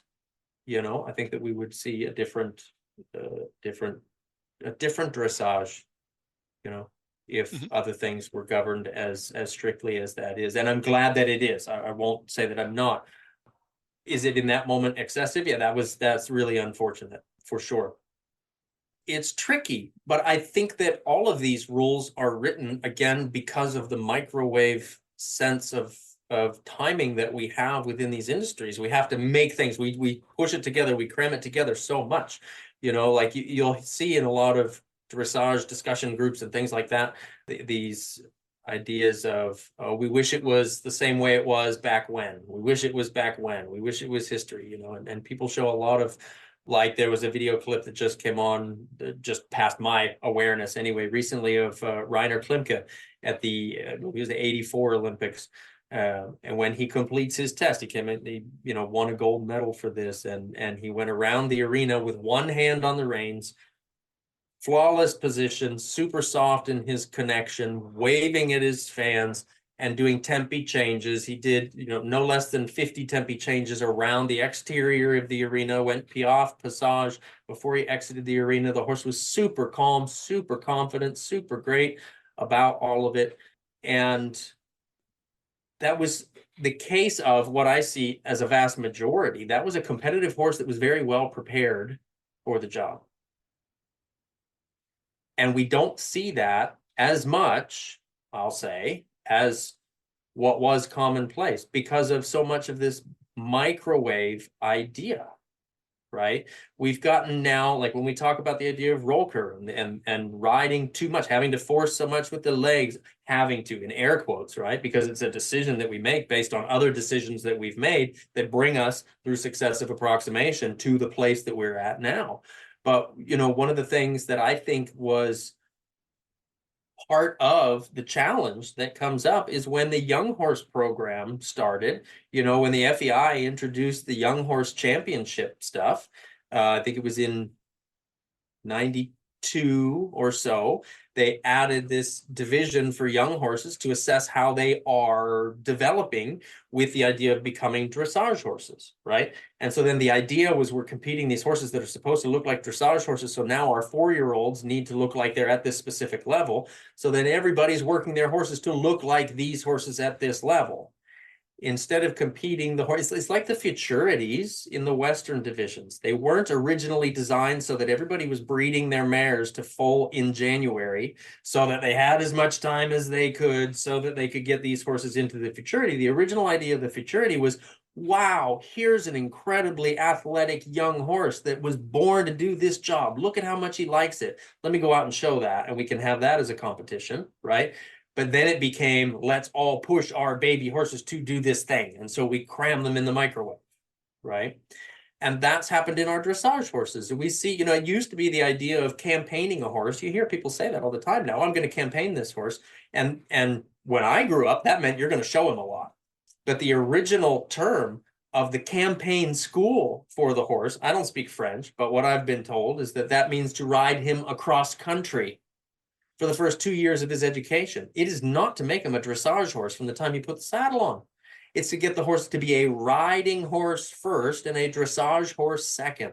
And now the problem with the industry is that we come at it with this idea, we're breeding these horses with the sole focus of they're going to be dressage horses, instead of developing them as educated horses that are prepared to do a job and then specifically developing them in the sport of dressage.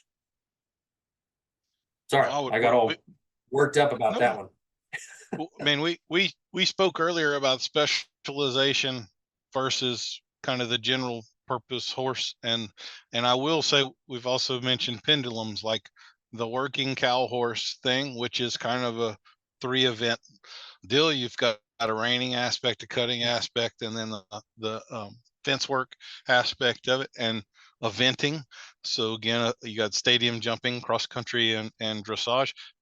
To me, those horses and those events seem to be growing in popularity right now, and it's my hope that maybe that pendulum is shifting, that takes us a little bit away from the super specialized and useless everywhere else to more of that general purpose horse. I would also say kind of the general purpose trainers as well. I think that's going. I don't know about you. If you want to leave me on this bench by myself, that's perfectly fine. But I have had reining horses and dressage horses that came to me as problem horses, and so I'm getting on a horse that's more or less finished, but some problem has come up. I have universally, I cannot think of the exception to this rule for both camps of what are supposed to be the pinnacle, and again, pretty finished horses that have already won a lot of money and had no lateral flexion, stiff as a fucking board. And I'm getting on this horse, and in 30 seconds, I'm like, I know exactly what the problem is here. How in the hell did a professional trainer that's won a whole bunch of money let this happen? Because this is simple, avoidable. Like how do you not know better than to have gotten here with a horse that's supposed to be there, and that's been incredibly consistent and very disheartening, I guess is what I would say. I don't know if you've experienced that or not, but I think again they get so specialized. I know plenty of trainers that like within reining, they do 8 maneuvers.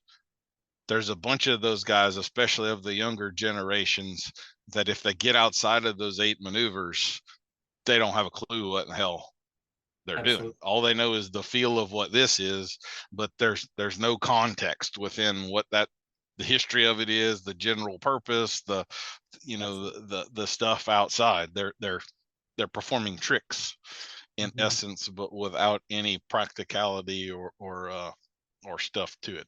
And I won't let me poke cutting in the eye here too. I have seen finished cutting horses that have won a lot of money that you couldn't ride out into a 20-acre pasture and pin 10 heifers with, and there's no excuse for that. Like that's that's an abomination. Well, So, exactly. I think it's every discipline where competition is involved. You end up with competitive trainers. And so then the foundation gets skipped. Again, we go back to the foundation, right? The foundation gets skipped to put the icing on the cake when, the eggs were rotten. There's no flour in your cake mix, right? But let's just put more icing on it. And it's for the picture of it, and there is no sustainability there, which you can think of as good or you can think of as bad, right? It's bad in the immediate sense that there's no sustainability in that. It's good in the long term in that that's not going to last. At some point, we're going to have to go back to the foundation, right? And at some point, the world is going to realize that we can't do that anymore. so I guess again, I'm brought back to the necessity of these conversations, and I totally get I'm putting myself at risk with some of the things I'm saying right here. I feel like I have enough experience and sight and knowledge of the overall picture and kind of a duty to the preservation of the whole damn thing, that the devil's advocate side of this has to be talked about and discussed, or the pendulum will never come back. Right. Kind of like with the blood rules. I mean, is there a good spirit behind that? There is. Can that in text be pushed to a level of absurdity? Yes. The same with like the PAST Act and the no pain, any act that can foreseeably cause pain. It's a ridiculous thing. And the anthropomorphism, even the word humane, this was a Temple Grandin thing, but the word humane is derived from the word human. It's not a human, it's an animal. It is right. It is different. I think it comes down to the question of what are we going to do about it, right? What are we going to do about it? And the idea of, okay, so let's go back to what we talked about with the idea of, horses show a higher stress response to separation than they do to actual physical pain. Guess what? People are the same way. I come in and bully you with my words. And I'm not saying you need a safe space to go sit in a closet or whatever, but I come in and bully you with my words.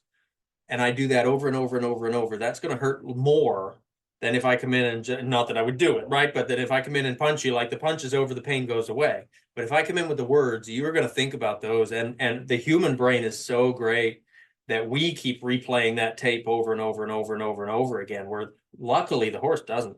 The horse can learn really quickly to let go of that. I shouldn't say they don't, but they can learn much quicker than we can to let go of it. We hang on to the baggage, right? That's why therapy is such a thing. And I think it's important for everybody, to be honest. But so when we talk about that, where is that line for abuse? So what are we going to do about it? And this is where I think that idea of bashing and blasting and keeping on with the idea of, yeah, she's a terrible person. Yeah, let's do this. Yeah, that's a terrible person. Yeah, let's do that. Really constantly rallying for that. Well, the horse might have gotten whipped 24 times in 1 minute, but when it was over, it was over.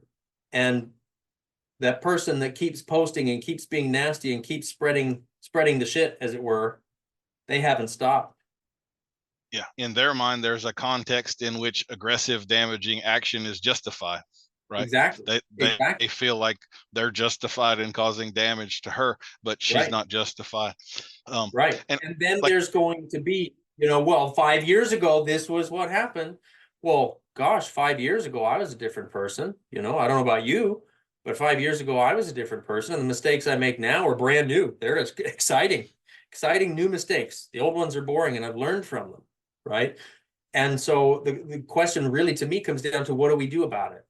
Right. We learn from the mistakes. We move forward. We don't keep poking the injury, because then it never heals. We've recognized it. I would say, price was paid. Let's move on and grow better from that. Otherwise, nothing changes for the better. You keep looking at the rear view mirror. All that's going to screw with your neck, right? Yeah. It's like you can't make forward progress staring in the rear view. So again, like the principles behind this stuff, there's a law that becomes more and more clear to me that's just completely incontrovertible with regard to horses. And that is that the economics of this matters, and it's actually a significant portion of the reality of animal welfare. So the slaughter ban, and you don't have to get splattered with this. I'll sit on this bench all by myself, but the slaughter ban, which again was intended to save horses, was unquestionably the single worst welfare catastrophe to the horse industry that has existed in our lifetimes. It made things so much worse for about a third of the horse population in what was supposed to be an attempt to save less than 1% of the horse population. And it completely cut the economic floor out of the horse market, and the actual cases of neglect and abuse afterwards. I mean, it like horse rescues didn't exist in the 90s. I mean, that's an industry now that did not, not even close. And it may be an uncomfortable thing to think about. I can't really think of any of the professionals that I know that would disagree with that, even if they don't necessarily want their name publicly tied to it. Sometimes there are uncomfortable truths. So with that rule of anything that economically devalues horses is bad for horses. The show world, the breeding world, all of these things that do depend on a certain level of performance and then more richly rewards a higher level of performance, all of that requires horses to be pushed to some degree.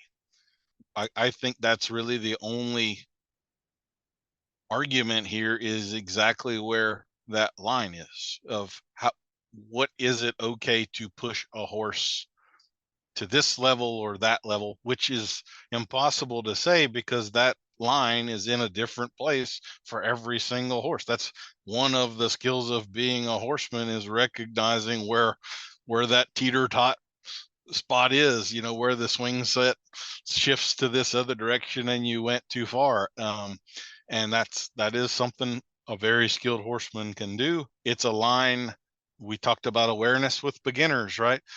Beginners are totally unaware of where that line is, and they cross it on a regular basis, and there's absolutely no road to intermediate and advanced riding that doesn't contain the potholes of crossing that line over and over and over and over and over again. I think the really important thing to think about is, again, comes back into what do we do about it? How do we respond to it?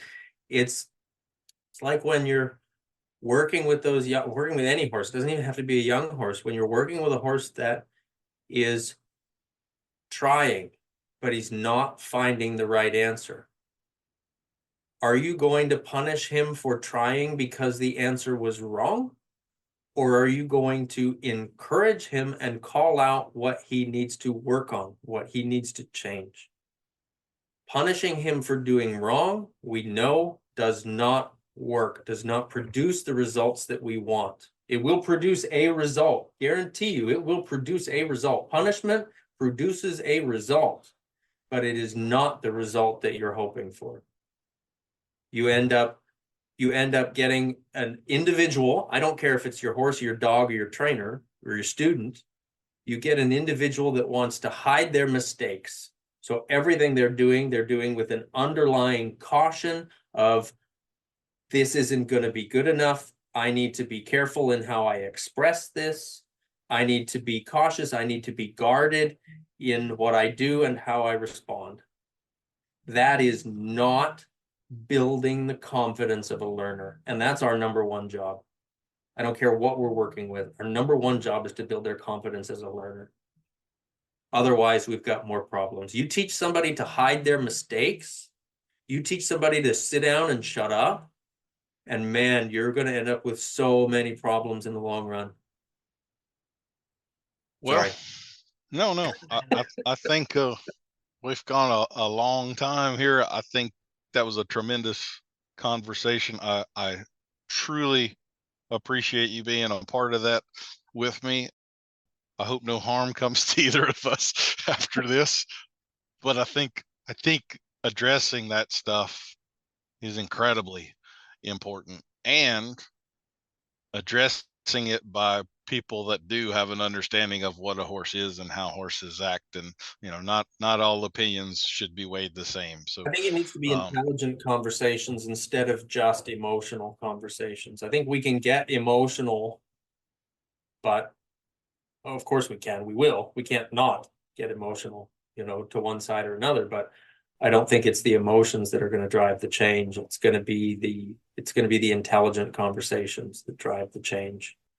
And hopefully the emotions don't drive the change. The changes that emotions drive tend to not be good changes. They tend to be problems you have to recover from later on. Exactly.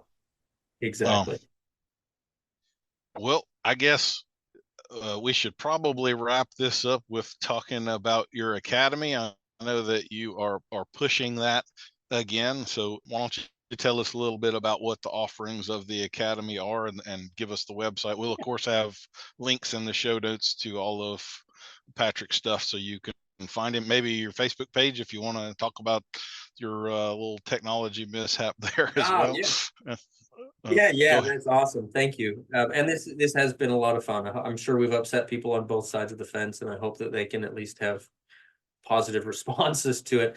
But yeah, so I've developed over the last couple of years now, I've developed an online academy because you can only teach so many clinics in so many places.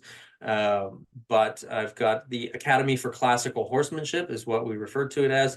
And you can find it at academyforclassicalhorsemanship.com. We've got it's a monthly video subscription, basically, where folks get access to a library of videos from all sorts of topics. We've got topics from colt starting in there to up through our lateral work and things like that. So it covers a broad variety, and I get folks on now to join me also for specific conversations, like Daniel Dauphin joined me to talk about bits. So, and I really appreciate that. Thank you, Daniel. And so we've got a broad spectrum of things that we talk about on there. And then each month we have a Zoom live meeting that started as a Q&A about, where people are with their horses. And now we've morphed that because the academy grows and changes as the students come in and bring in their suggestions and thoughts. And so now each month the Zoom has a specific topic where we talk about a theme and we dive into that and we dig a little deeper. And then of course we still have room for talking about folks and their horses and that sort of thing. And I've also got a premium membership to that for folks that want that. And that includes virtual lessons with me. So we've got students all over the world with that. Which is super fun. They get a couple virtual lessons each month, and then they have an additional Zoom meeting each month themselves. And again, that's academyforclassicalhorsemanship.com if folks want to take a look at that. I'm really proud of it. I think it's a great video library for folks to learn from, again, with pieces all across the map. One of the other things that has happened recently through the glory of social media platforms, they talk about, so many people have built businesses on social media platforms. And one of the things that we're constantly warned against is, that's not yours, right? It's somebody else's platform. And what happened through the mysteries of the interwebs, I lost access to my original Facebook page and had to start a new one. So the original page, Patrick King Horsemanship, is still up there, but I've had to shift to Patrick King Horsemanship and Dressage because, again, as I said, for whatever reason, and I've got a team at Facebook. There's been 6 or 8 different people that I've been specifically talking to on the phone, trying to get that back re-upped again, and they're struggling to find out even what happened with it. So I'm not quite sure, but in the interim, we are working on that new page, Patrick King Horsemanship and Dressage. So that's where you can find me there if you want any updates or any of the fun social stuff that I try to share for folks each week. And of course, Instagram and email and all of those things are great ways to reach out to me too, if you still need that. One of the things I'm kind of constantly surprised by is the number of people that reach out to me. And usually the first sentence goes something like, "I'm sorry to bother you, but..." Folks, this is how we feed ourselves. You're not bothering us. Please contact us.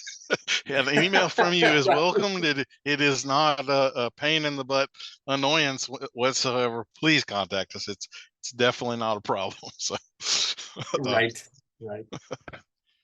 Exactly. Well, much thanks to you, Patrick, for coming back on. I think it was a phenomenal episode once again, and hopefully we don't end our careers with it, particularly me on Oh, some of the well, thank devil's advocate stuff. But I hope people kind of understand you. what I'm trying to do and so forth with that. If not, then that's okay. I'm not everybody's cup of tea, and that's all right. So, um, Well, it anybody who was a is fun trying to be conversation and challenging, obviously. And I think, thank you for having me on for it. And of course, if anybody's questioning anything, I hope they realize that we're both here for the horse. And I think you did a good job of bringing both sides, to that. And if anybody's, really upset or has questions, I hope they feel free to reach out to me. I'm sure they'll reach out to you as well, because I know I'm happy to talk about it. I think it's hard to point fingers and place blame. We need to know when things need redirected, and I think that's what it is. I think in this case, things just need redirected to move forward. It's also inevitable. Things will always come up that need redirection. That is just part of forward movement and progress, right? Absolutely. So it shouldn't really shock anybody. And I would say that all people that we put on a pedestal are still people that put their pants on, two legs at a time. And sometimes that stuff gets to be a little, we dehumanize people to a point that's absolutely not sustainable. So Boy, always isn't be that careful abusive? of that. Yep. There you go. See? I thought that would stop you there. That's a hard word. It's a hard word. Man.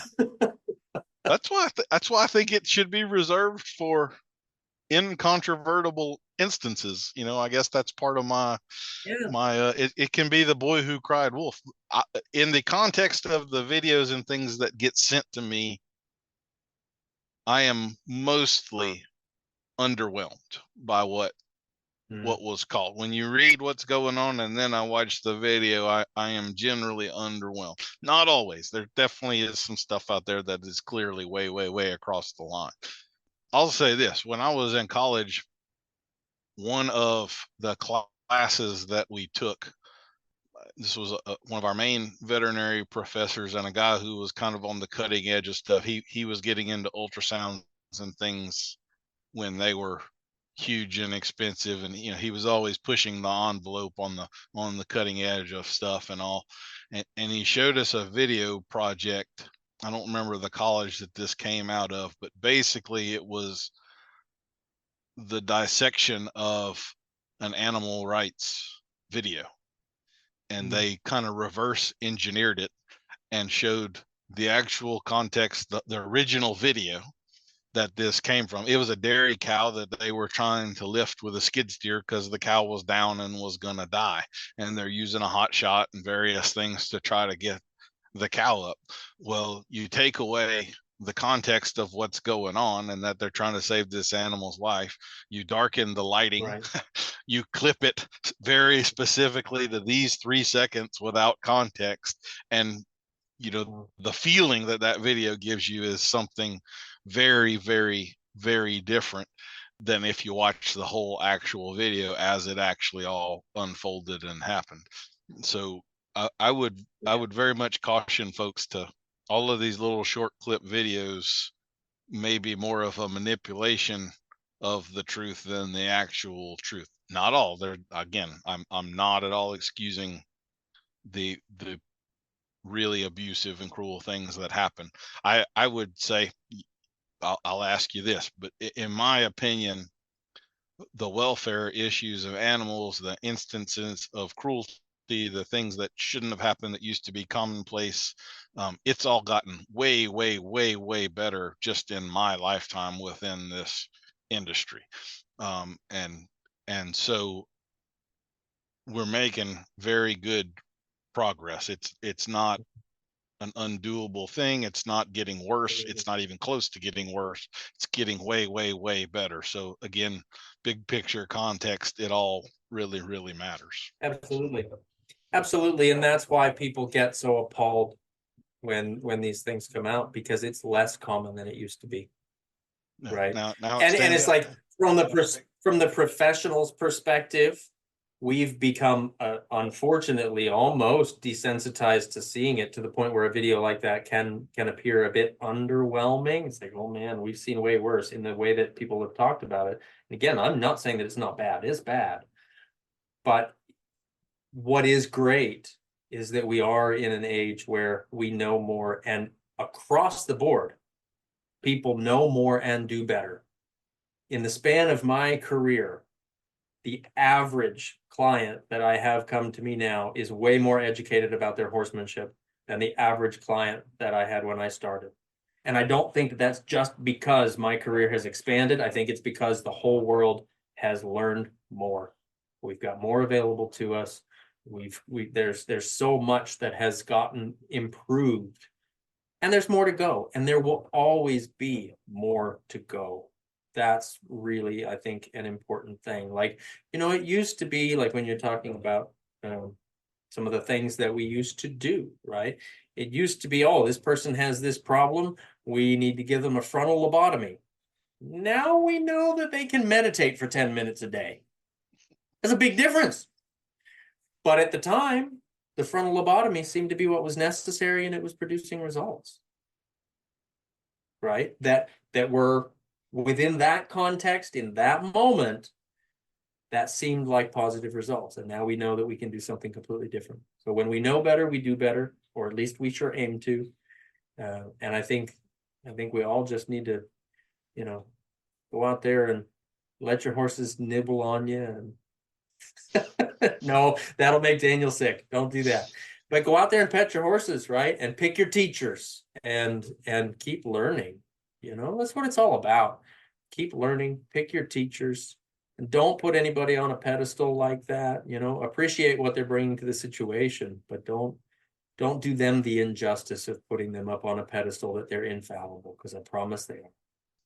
Hopefully they would themselves disagree with things they did 5 or 10 years ago, or whatever. Otherwise they haven't grown, they haven't learned, they haven't improved, right? So I had that conversation with JJ Tate when she joined me for a podcast, and I know we've just extended the ending of your podcast for another 30 minutes, right? But I had this conversation with JJ Tate on my podcast. I said, I think about the me that was 10, 15 years ago was helping a lot of people and a lot of horses. And I wouldn't let him ride my horse today, unless I was right there coaching every second of the lesson. And she said the same thing, and I think that's what's important, is that we are always growing. And when we, it's that idea, you spot it, you got it. When we see something that upsets us, it only upsets us because we've learned better. We've learned more. There may have been a time where we looked at that with zero understanding, zero empathy, but now we know enough. We know more, right? So I hope that we always find things that we can learn from, and I hope that we keep growing in a positive way. I think the conversations need to be more stemmed to the positive side of things, instead of how do we get back at this person for doing that.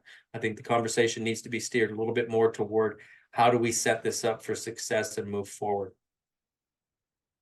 Yep. She's definitely an accomplished rider, and definitely still has things to lend to the world and teach people, and so on and so forth. Maybe just not about in-hand work, right? So, right, exactly. No. And there, I was kind of compelled to say this. We got away from it, but there are very, very famous riders that are not actually horse trainers. There are some people that are showmen.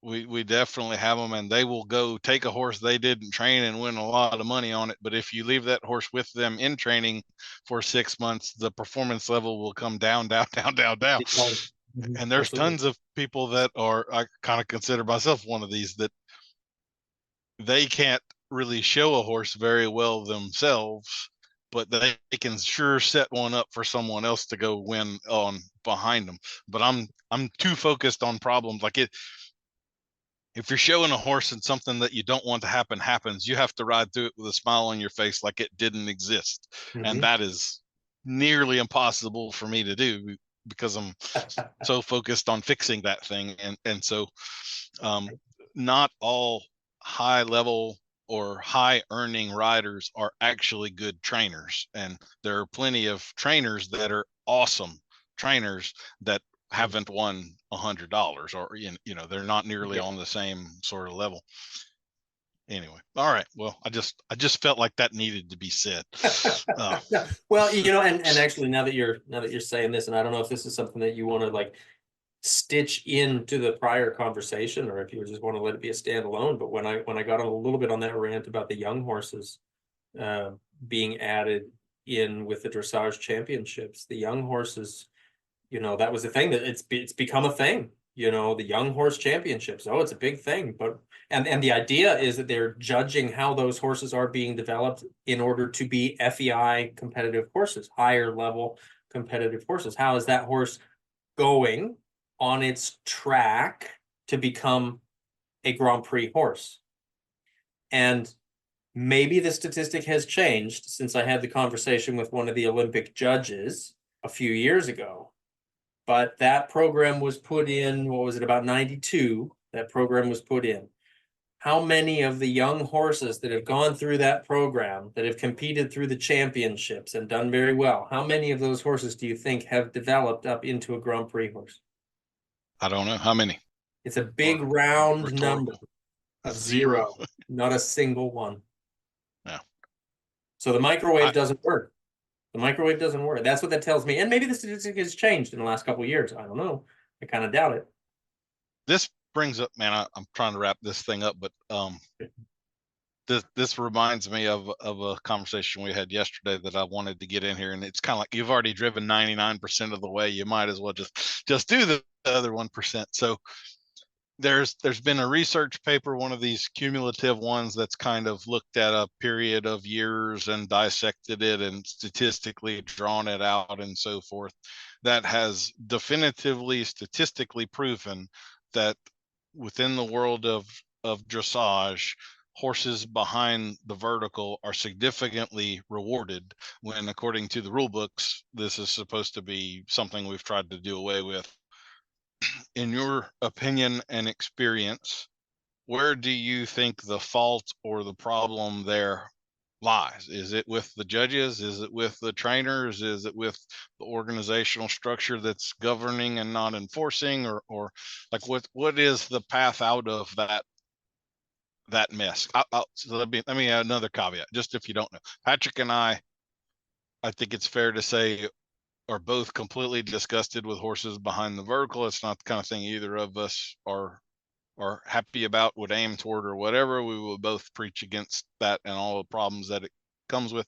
I think Patrick and I are also both, I'm a horsemanship guy, he's a classical dressage guy. There is some level of distaste for the show world and some of the ills that we find distasteful in there, that there's kind of a disconnect, and we both voluntarily aren't wholeheartedly participating in that because of some of those things we find distasteful. Is that fair to say? I think that's fair to say. Okay.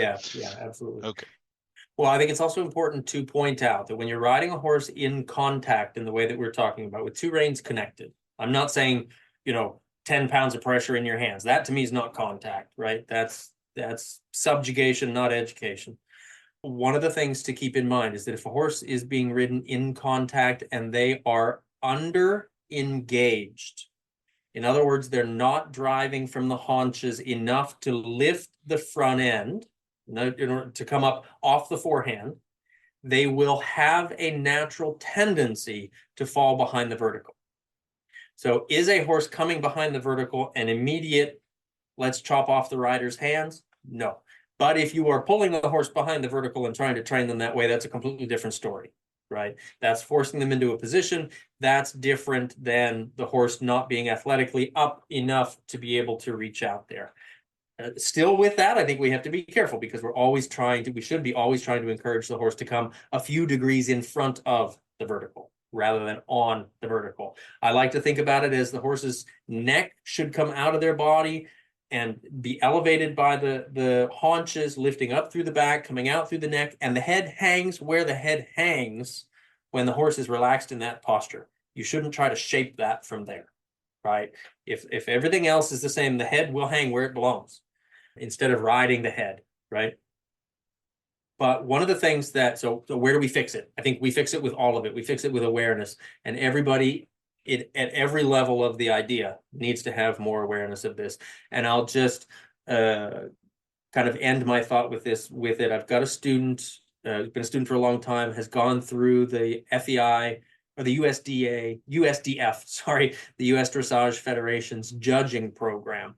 They have an L program for a learner judge. And she went through it, and there was a photo that was shown as to talk about perfection, like the 10, the perfect 10. This is in the L program. This is being presented for everybody to look at as this is the ideal. And everybody raved about it. Oh, it's beautiful. Look at this rider. It's beautiful. It's fantastic. And the student of mine was looking at it, and she's got a pretty good eye. And so she found that photo. She's pretty good with Photoshop in that she found that photo and made it a silhouette. And she gave that to the presenters to see. And everybody looked at that and they said, oh, that's awful. That's behind the vertical. That's, look at the back in this, and look at how the hind legs not doing this and that and the other thing. And when she called it out, that was the picture that they called on as perfection, they didn't want to believe it. So I think what that proves to us is that believing is seeing more than anything else. Believing is seeing. And when you put somebody on a pedestal and you think that everything that they do is flawless, when you're faced with evidence of to the contrary, it can be a hard pill to swallow, right? So I think the education needs to go everywhere. Everybody needs to recognize it. Yeah. I think it's the responsibility of the judges to call it out. That's where it's responsible. It's the responsibility of the judges and the trainers to call it out. But I think it needs to be changed all across the board. I don't think you can change one facet of it and have the rest of it change. I totally agree there. I do think the judging is maybe a weak link in the chain. Like, you certainly get fads, and I've known judges that recognize there was a fad going on and they were personally against it. But if you treat it that way at the show and you mark it against the fad and into the classic, the definition that the book says it's supposed to be, you will not be invited to judge any more shows. You know, there is I would also say there are some judges, there's a decent number of judges out there that are maybe not as, they're not of the level of horsemen that they probably should be in to be in a position to judge. They aren't as aware of what they're looking at as, you know, I'm sure you've come across that as well. So, Yep. But then you and have, on the same token, I think if a rider wants to learn, go scribe for a judge. Yeah. Because even if you're not in 100% agreement, man, you're going to learn a lot by scribing for a judge. You're going to see a lot. You're going to see a lot of things different than what you may have saw them in the first place. I definitely would agree with that. I started judging shows maybe 10 years ago. I don't do a lot of it anymore, but it was gave me a different perspective. I started to appreciate, you know, other things as well. So it is ultimately a subjective thing, you know, so it's someone's opinion. So like, we're kind of putting it as a judges versus trainers or whatever. Trainers are ultimately going to chase what wins. They want to win. So if this new fad is winning and they have a barn full of horses, then they're gonna, so that works two ways. One, if all of a sudden anything behind the vertical was disqualified, in 2 months you would not see a horse behind the vertical anymore. They would fix it overnight. But trainers do have a lot of influence toward those fads. So for instance, in the reining world right now, which I would say that the dressage world is not at a pinnacle at this point. I think it's on a down note, and some changes. I think you'd probably agree with me there. In the show world of dressage, I think reining is in a pretty similar spot. So one of the black eyes they would have, as far as I'm concerned, is the rule that came in last year, where they're now allowed to mildly sedate some of these horses and so forth, and the tail numbing and all of these things. I know for a fact the trainers are the ones that are driving that, trying to make their own worlds easier. So I'm not going to say it's all the judges, because the trainers kind of have some dirt on their hands as far as that stuff goes as well. So Yeah, that's none of it's black and white. It's all kind of difficult. Yeah, it's all a cycle. It's all learning. It's all a process. It's, yeah, but kicking and screaming doesn't help. It's just like riding your horse, isn't it? Kicking and screaming isn't going to help. We've got to be a little more thoughtful. We've got to have better tact and timing and feel than that if we're going to make a change. Education of people, right? We're the heroes of this story, Patrick. It's you and me. I mean, the people out there educating. I think a gold star is in. It's not too much to ask. A trophy, something like that. I think it's all within bounds. Yeah. I want a pin for the lapel of my coat. Yeah. Well. All right. That's well, also, I mean, that's again, and I'll let this be the last thing to say, but that's also what we have to be careful of, because again, the people that know the least often know it the loudest. So be careful in the conversations that we have on social media, right? Because just because somebody's screaming about it and angry doesn't mean they're right. So you bring up another, like I talked about slaughter and all, and I've brought up this before, but a lot of you may be Patrick's people who aren't familiar with me and some of the things I've said. We've lost in less than 20 years, in 17 years, we've lost 40% of the horse population in the United States. We're down from 10.4 million horses to 6.8 or something like that. It's right at 40% of the total horses in 17 years. We're down that much.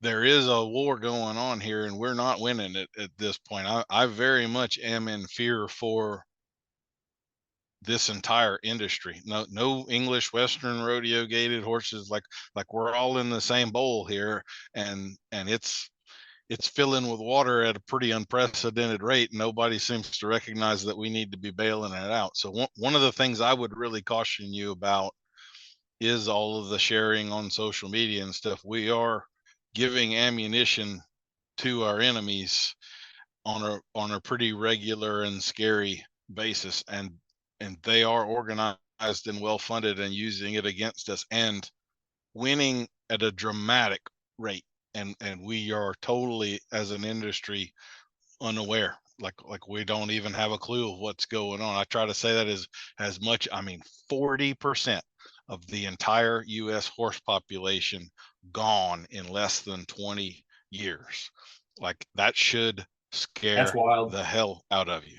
Yeah, that's wild. How many trainers? I could name a dozen trainers, good trainers, like experienced, solid, know what the hell they're doing, that aren't training horses anymore in that same period. Like we're for sure shrinking.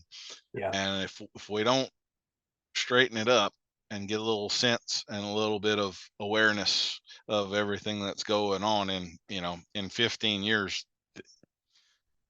may not be anything going on, so. Right. Absolutely. All right. That's why I'm willing to take the risk of the devil's advocate, because sitting here and shutting up is still a risk.